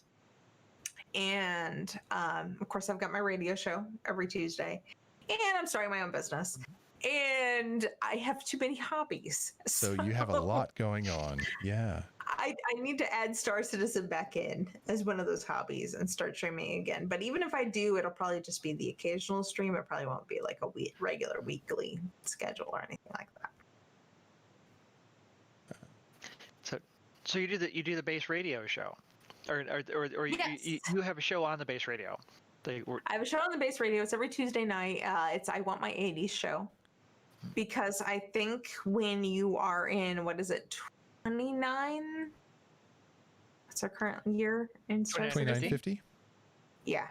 I think the 1980s are very important in that year. And I think it gives you great motivation for flying and traversing the verse. Perfect. So my last show was actually a synthwave show, which I think fits pretty well. And synthwave is very popular in the community. Yeah, it's gotten a great resurgence, and I really like that. So can you define synthwave for the audience? So it's Not we for were me, debating for this everyone on my else. show last night. It's very synthesizer focused, which is a type of keyboard that was used a lot in the 80s. Okay. Feels like oversimplifying it. Synthwave, there's a debatable difference between synthwave and synth pop, which synth pop seems to have more vocals and maybe like electronic vocals, where synthwave is a little more focused on the music, and if there are vocals, they are emphasizing the synthesizer, not the other way around. Ah. And Dr. Murray has redeemed We All Need to Take a Drink. Yes, I'm down indeed. to water. I took mine already. This is my last drink. Oh no. You can always switch to water. Last few sips. That's Good sacrilege. to stay hydrated. Miss Yes, Hartz. and Jordan put the radio link in there. I'm on every Tuesday evening. base Oh, radio. fantastic. Yeah. So you're on the base radio every Tuesday. What times that start on Tuesdays? It is 7 p.m. Central Time. Okay, You'll great. have to do the conversion on your own. So tell us about Ladies Night Out. Oh, I love the ladies at Ladies Night Out. So part of this is Jordan's fault. MzHartz, you need to start this. Yeah. I'd had the idea for a while that when the playable female avatar came out, that there needed to be some sort of community for all the women to come together. And Jordan had posted the exact same thing on Twitter. And I was like, yeah, some women need to spearhead this, and I didn't see anyone stepping up. So I did. I had done other very women-focused events for Star Citizen before. And the whole point was basically just to get the women together, but also for anyone who was new for the game. I was hoping to have events to kind of introduce them into the game into a way that they would be able to ask questions and get in the game without having all of those outside influences. I have honestly not been great about keeping up with events. The whole point of Ladies Night Out was to have regular events. And we have about one per patch. Okay. But if we have more women coming in who really want that, especially that intro to Star Citizen, I would definitely prioritize that over anything else. I want to be able to get more women in and to not feel threatened by people who might have more knowledge about the game. Right. And one of the things that Yacht Club always focuses on is being completely and utterly inclusive. So we have a great group of women that are part of the group. So I'm really happy they're getting exposed to what you're doing, and I encourage the women to reach out to see what you're up to in order to join in for when the next patch happens. Because I'm sure you'll keep doing them. It's a great community. It's a lot of fun. They're just really nice, funny people. It is probably the funniest Discord that I belong to. Every time I go in there, it's just like the humor is just incredible. You can't even describe the humor of many of the ladies in there. And we have about 130 people, and about 125 of them are women.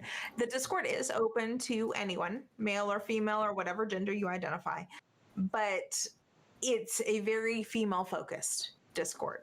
Right. I did not know that there were close to 130 women in Star Citizen.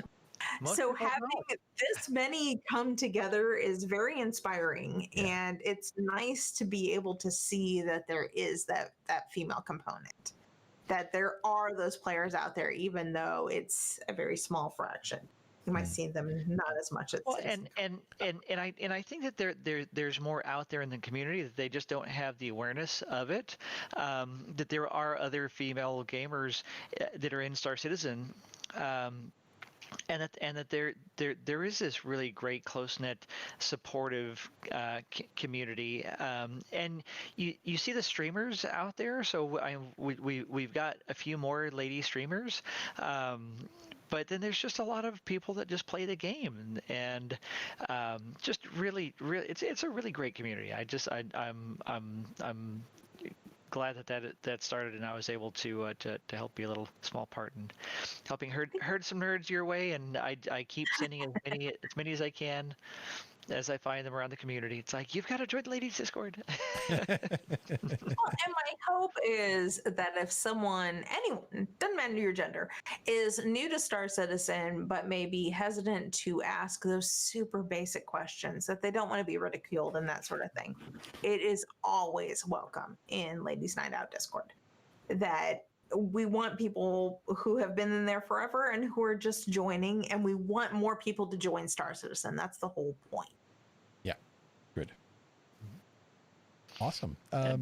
All right, so why don't we go a little bit more into the Q&A component, and we'll give Ms. Pinkyfinger, aka MzHartz, the ability to answer first on these questions. So starting off with the first one, by the website, Zedlaw, aka Xenautica, asks, when will we get base building and real exploring? Oh, I am so first of all, Xenautica is a solid member of Ladies Night Out, and I absolutely love her. She is awesome. Base building, I hope I don't know where it's at on the roadmap because I actually avoid looking at the roadmap. It's not on the roadmap. I don't care. There's not much on the roadmap. She doesn't care, Joran. I know the answer. Remember, once upon a time, I looked at the roadmap for the female character, and it didn't quite happen when it was supposed to happen. So I've stopped looking at the roadmap. Oh, snap. Fair. I know the answer to this. But one ship I have been super interested in, but it was above my price range, was the Pioneer. And the base building and that sort of thing is something I am super interested in. So I don't know when we're going to get it, but I definitely want it. For example, when I play The Sims, the first thing I do is build a house. Nice. So to be able to build a base on Star Citizen, I think would be really cool. You should connect, and make me feel like a part of the verse. You should connect with our very own Shauzen, who has an org as he's put together that is focused on base building. So they have lots of pioneers, and that's going to be his. They're Subliminal's channel is rating. Woo! Hey, Woo! Subliminal. Welcome, Subliminal. Welcome, everybody. Good to see everybody. Within the Yacht Club family, we've got a lot of folks that have specialties, and Shauzen, his kind of chosen specialty is base building, and he's got some really great visions for that, and he's got a bunch of other people that have pioneers and part of the Jump Club. So there's God knows how many pioneers there are. So it's like, if you want to be a part of a bunch of pioneers, I can definitely get you in touch with him. And certainly they're talking about that a lot. And if Zlaw's interested in that as well, they theory craft on what that's going to be and what they're going to do. And an interesting data point, and I don't know if a lot of people might have missed it, is that in one of the last Pillar Talks, Chris Roberts referred to having homesteads, not just bases. Yeah. But homesteads. And for me, terminology is critical. The words that people use convey meaning and feeling and intent.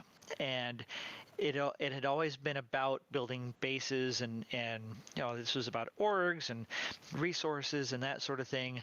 And in the Pillar Talk where he said, like, I see all these beautiful pictures of microtech, and I know we know that people want to build homesteads in those beautiful locations, and that's a different paradigm beyond just bases. Like, bases are going to be great and all that.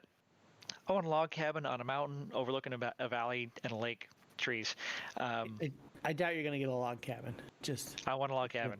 Like I just to slow that hype train a little bit. I am going to brigade for a log cabin. It's like manufactured log cabin. Yeah. Fine. Is that going to be renewable? Log 2.0. I'm fine with it. It can all be synthetic. It can look like a log and not necessarily be a log. But yeah, it's like going something a little bit more homey. It's like my whole background in life, I'm not really a gamer.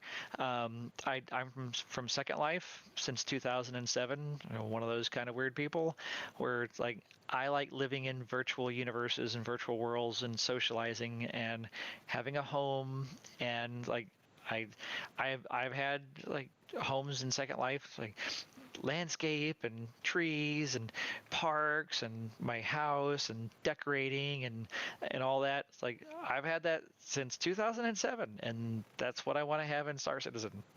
And Chris Roberts has said that this is going to be like Second Life. He's used Second Life as a reference point many times over the years. So yeah, base building, homesteads, all that sort of thing. It's like, yeah, it's important to lots of people. To answer the question, you'll get it when it's ready. I love that. That's Doc's Are we new there yet? watch. Are we there Doc's new yet? watchword. I love it. Are we there Doc's new Yeah. watchword. That Yes, we are needs to there. be Get some, out of the car. some kind of meme. So, Doc, since you're so good at answering questions, can you handle this one from Jad via the website? Do you think Star Citizen will become a real world political platform? Let's not do that. Unfortunately, World peace don't- through Bar Citizen. Maybe world peace through Bar Citizens, but there's so much toxicity. It would make a good political party, but Well, In this community, we have some great positivity. yeah. And like at least if we, within our universe, we maintain that regardless of what's going on out there, how bad things may get, what have you. We maintain this our refuge from Yeah.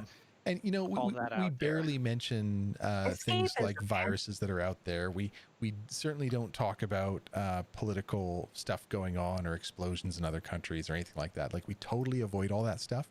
So at least the Yacht Club will not be contributing towards political messages. Nope. Some of although I some do of now us have the actually log hate song stuck in my politics. But head. anyway, go ahead. no, I do now have the log song stuck in my head. I don't want to It's stick on in your my head. back for a No. second. Log, No. log. All Love right. it. Next question. Jordan, you want to give this one a go?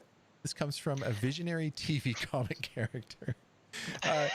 Do you think eating and drinking will interfere with Daymar Rally?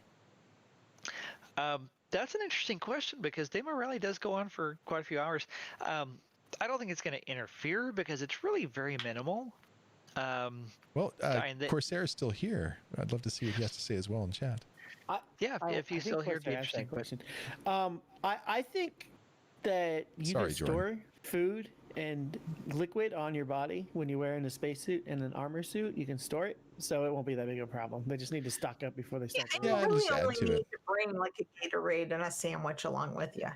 Yeah, it's not that impactful. A lot of people think it's like, oh, it's this huge thing. It's far too much survival and all this. It's like, no, it really isn't, and it's really very minimal. LPI camel packs. Yes. What is that? If CIG were to design a Camelback, like if Jay Lee were to just go nuts designing all kinds of Camelbacks, what do you think we'd have? You think The Nova, I the don't think it'd be all that different from the cargo backpacks. the Novikov suit. the Novikov suit? Yeah. When I used to ski patrol, and I wasn't on patrol, I used to have two Camelbacks. Like I had a 2-liter Camelback with two 1-liter bladders in it, and one would have water and the other one would have Fireball. So on the chair you could keep warm and you could keep hydrated, so you could drink, so you could go a lot faster. So You're like a Saint Bernard. it was, Wow. I enjoyed my skiing, that's for sure. Okay, Jad asks via the website, what do you think the release version number will be? Oh wow, multi-tiered question. Ooh. MzHartz. Which release? Are we talking about Star Citizen release or Squadron 42? I don't understand the question. So I think Jad's getting at, okay, like when, and we're not talking Yes, about sort of the phased release that we have now. We're talking about, what like, I think when we talk about, the release, I think we talk about the big one that is going to be the first one that CIG actually puts big marketing dollars into. Right. It'll be 12.7, by the way. 12.7. Is that what you think, Doc? 12.7. What does everybody else think? I'm with Doc. 12.7? Calling it now? That, like 12.7, It's a question that I don't want to answer because when it's done, it's done. that's like a decade from You'll now. get it when it's ready. Oh, sorry. Get it? It's like Doc. Is it yet? That is your new catchphrase. That's a Doc catchphrase. I'll You'll take get it when it's done. 5.12.7, but love it. I don't want it to be 12.7. I love it. All It'll right. be I like that. 2032. I like the next question. Leisure Suit Larry, thank you for the next question via Twitch. Jordan, do you want to take a chance at answering? Do you think Star Citizen will grow larger than WoW, Eve, or Elite Dangerous? I think we Ooh. I may think my already direct be dial is larger something. than Elite Dangerous. We don't Yeah. really have the statistics, have but I think we stats? may actually be larger than Elite Dangerous. Eve, we'll definitely be larger than Eve. WoW, I think play is going to be a little more deeper than E. yeah. I mean, Oh, yeah, 100%. there's so much more here than Eve. I think Eve's just probably gonna like really fade away once we have the full universe. I often use WoW. People said that as about the, WoW. Yeah. Yeah, That's the hard. WoW has that kind of cachet of being that the biggest MMO of D&D related type of gameplay out there, and it's got a lot of momentum. At their peak, they were around 12 million active subscribers at $15 a month, which is pretty substantial income. Yeah. I think they went down to about 9 million last year, and then when WoW Classic came out, was that late last year, early this year? It's I think it was late last year. late last year. When WoW Classic came out, they had a resurgence, and I think they were up between 10 and 11 million active subscribers again. So not up to their peak, but definitely a big boost. Although that seems to be fading a little bit again. I don't know what the specific numbers are now as far as active monthly users. Well, it'll spike again here soon because they're about to release a new patch. So. Oh, yeah, So- I mean, it might spike again, but I often use Well. that as a metric for Star Citizen, as some people describe it as a niche title. It's complex. I define it as much more because I think people don't see it for what it really is. It's not a niche game with these game mechanics. CIG is building a sci-fi universe. Yeah. So I They just are building. I need to interrupt for 1 second. Just banana, and you can get back onto it. Bananas. I just need to mention that the draw is now closed for the rock. So why don't we go ahead and do that draw very quickly, and then we can get back onto Jordan's point. So let's run the draw. Run it. T-Nightster, spin it. No, it's closed. Crazy Canuck, you missed out.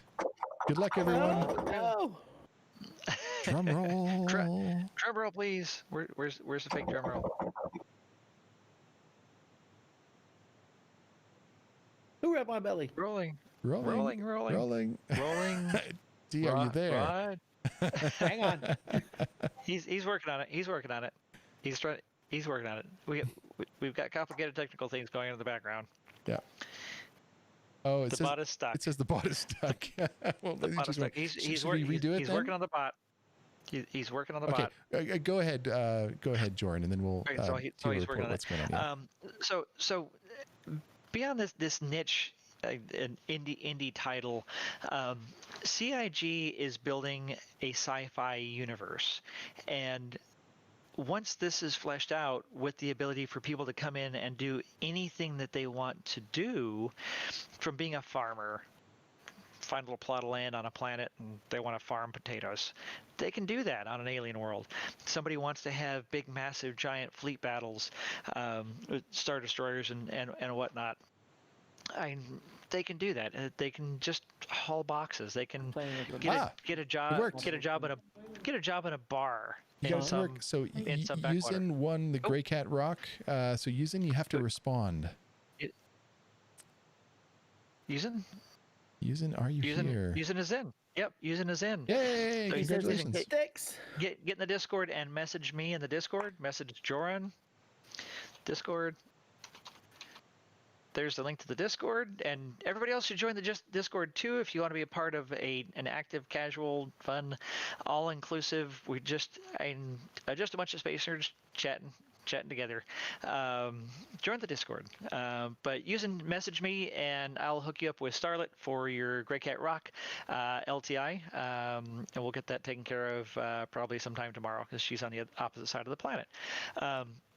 But so in building this completely open universe where people can do anything that they want, pursue whatever their own dream of a sci-fi universe is, everyone who loves Star Wars, Star Trek, The Expanse, Serenity, Firefly, Star Wars, Babylon It's the same thing. 5, Trek. yeah, Star Wars, Star Trek, Serenity, Babylon 5, Battlestar Galactica, all of these old science fiction universes, and there's nothing else out there. There's nothing that gives them the opportunity to freely live in one of those universes. You can go and you can play Battlefront to do pew pew. You can go and any of the big EA titles, like the new one that came out, where you can go and and it looks flashy, but in the end, you go and you have your battles, you follow the thing, and you're done, and it ends up leaving you. You played a game. You didn't get to live in this universe and live a Han Solo life, or Captain Mal Reynolds, or the folks on the Rocinante, and create your own story. And that's Although at the same time, I don't think the initial release will have everything in it to encompass all of that. But I think there's still a little time and a little more patience for that. And I'm talking 5 to 10 years, what they're building towards. But also, they have already built a more immersive and free science fiction universe than any of those other games have, because you're very scripted on rails on those, and you have to do those things.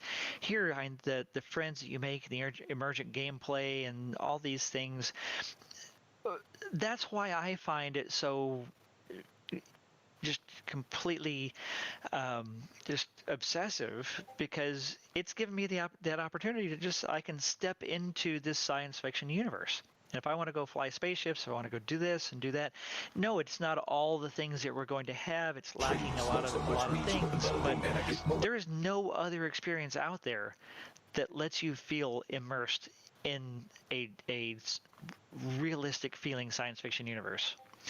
And that's only going to build out over the next many years. I think that the potential for Star Citizen to appeal to that much larger community beyond people that are looking for a game or specific gameplay, and the resurgence in interest in space with SpaceX is tremendous. Like, you see real space excitement coming back. Yes, I think that we could grow like World of Warcraft. The potential for millions and millions of people who love space and science fiction universes is huge out there. Definitely. The other thing that I thought was pretty interesting was Craiklin is streaming at the moment, and it would be great to raid Craiklin, don't you think? We should, yes, absolutely. Craiklin is so he is one of the community CIG community folks. Not sure where his title is at the moment. It's like head of moderation or something like that. He's been around for a long time. Great person. Good. I'd like to consider him a friend. And he's a great streamer. I love his streams. They're super chill, fun. He plays a lot of synthwave as an accompaniment these real cinematic, chill flying experiences in the verse. Yeah, definitely got to raid Craiklin. That's awesome. Totally. Okay, perfect. So TQing us up over there, and it's been a fun time. Yeah. Yes, I have. Thank you. Absolute pleasure. I'm so glad we finally had you on. We've been wanting to have you for so long. It's taken a while, yeah. It's literally been since we started the show that we've wanted to have you on. Yep. So before we do the raid, as we're waiting for things to happen, I've got a couple of funnies from the verse to show. So this first one here, this one is called "Getting Ready for Squadron 42, Then versus Now." This is by Elise on Reddit. So when you originally back versus when it's going out. Love it. The next one, I called this one RBF for obvious reasons. This is by Swipey Duck. So this is actually a stuck facial expression that he or she has had since 3.8. Every time I use the face tracking, I think it's because of my glasses. My character looks like she's having a stroke. Yeah, it's the glasses. This one is called the Girth Multi-Tool Attachment by Puglord. Apparently this is a bug where your multi-tool falls to the floor. Yeah, which is still in 3.10. They didn't fix it. Oh no. And of course this one we saw earlier. If you've ever tried to buy something on wish.com, you know what this means. Truth. And then RTX on, everybody. A lot of good fun from the community. And then let's put up a couple from our own amazing people that we have. This one is from Shauzen. What a great picture. Where in the verse is Pico? So I thought that was great. Just a beautiful cinematic there of, that's a great photo. That's a really good one. We've got some amazing pictures from people in the verse. Another one here. This one's great too. This one comes from the Horton Hustle, which is really good. That's a fun one. Another one. This, I had to put this one in just because it shows the new height maps and what we do in Shenanigans and the diversity, the biodiversity that we have there of the wildflowers and the trees. It's fantastic. Is that one of Mystic's pictures? That is indeed Mystic Star. No, sorry, that's Fierce Monkey took that one. Oh, Fierce. Yeah. Fierce. Now I've got another one. Now we've kind of seen it already. This one is from Mystic, and I thought it had to be shown as well. And this is that Mesa that you were on when you were trying to help out Fierce Monkey. Mesa? It's called a Mesa. Uh-huh. It's a Canadian Mesa. And then this one here, just using the depth of field, just fantastic. This one's by Kopza. Just fantastic. Oh, and yeah. I gave it a title because he didn't have one. I called it my new Hot Wheels car because, it just has that toy look to it. Yeah, I think that's from our Saturday Shenanigans on Daymar. Yeah, Cops is one of our great community members. And there's so many great ones. Guys, I really encourage you to dive into the Discord, check out those screenshots, start getting inspired, take some of your own, speak to the community and everyone's in the Discord to find out how you take these shots, get connected through to Hazgaha and his guide on how to put these shots together. Everybody is welcome. It's a really inclusive community. And the stuff that we're doing now, Shenanigans, anybody can join. The only requirement is that you're not a griefer. Can it be that hard? Right? We don't use that term, Stem. It's like I've had a little bit of Red Bull and some Kraken, so it came out. Generally, I call them as ass. Generally, I call it. It's like everybody's welcome except for ass hats. It's like I don't tolerate ass hats. If you're an ass hat, you're not allowed. There's this problem with we kick out bullies people basically. Ass heads instead of calling them ass heads. Like an ass head can't change the fact that they're an ass head. Oh, That's you could just remove who your they hat. are. Yeah. Yeah, ass hats can remove their hat and be cool. Like I'm an ass hat. It's fine. Occasionally, I fuck with people. Yeah, Dr. Murray rides the line of keeping him in or not. I walk the line. And he doesn't care. That's what's great about him is he is who he is. And we love it. He's not trying to please anybody. Great. Ass hats need to be sold by CIG. Yes. Yeah. Agreed. So guys, as we move into Crakelin's channel, I want to make sure that we respect the fact that this is his personal stream. He is doing Star Citizen, so please go in, have a great time, tell him where you came from, and give him lots of love. And give him lots of love. Ask him lots of win questions. Lots and lots of win questions. So that's what I was going to say. Please avoid asking him questions that he can't do. He's doing this for fun. We do not want to discourage CIG people from having this time and doing this for us, because we get great exposure to them. I'm sure he'd love to answer a couple of questions, but don't stress him out that he's got to worry about his responses and being spoken to when he goes into the office tomorrow, or Skype's zooms into the office. You know what I mean? He's got plenty to talk about just in his regular streams. They use Microsoft Teams. He's really great. Yeah. Are they in a Microsoft Office? Yeah, they use Teams. Yeah, they moved to Teams. They used to use other stuff, but they moved over to Teams. Yeah. Teams is great. I like it. Very good. I can't wait for Teams to get NDI, and then we'll no longer use Skype for our stupid video calling. Okay, guys. I think that's great. All right. Let's cue up the raid. And Thank you, everybody, Push for coming. the button, T. We don't want to be here anymore. he's got to get the button ready. We've kept MzHartz up way too late. All right, guys. Thank you so much for being here. Thanks for choosing your time. Yeah. It's been great having you. Of every stream. Oh, okay. Go ahead. Have a good night. Nice.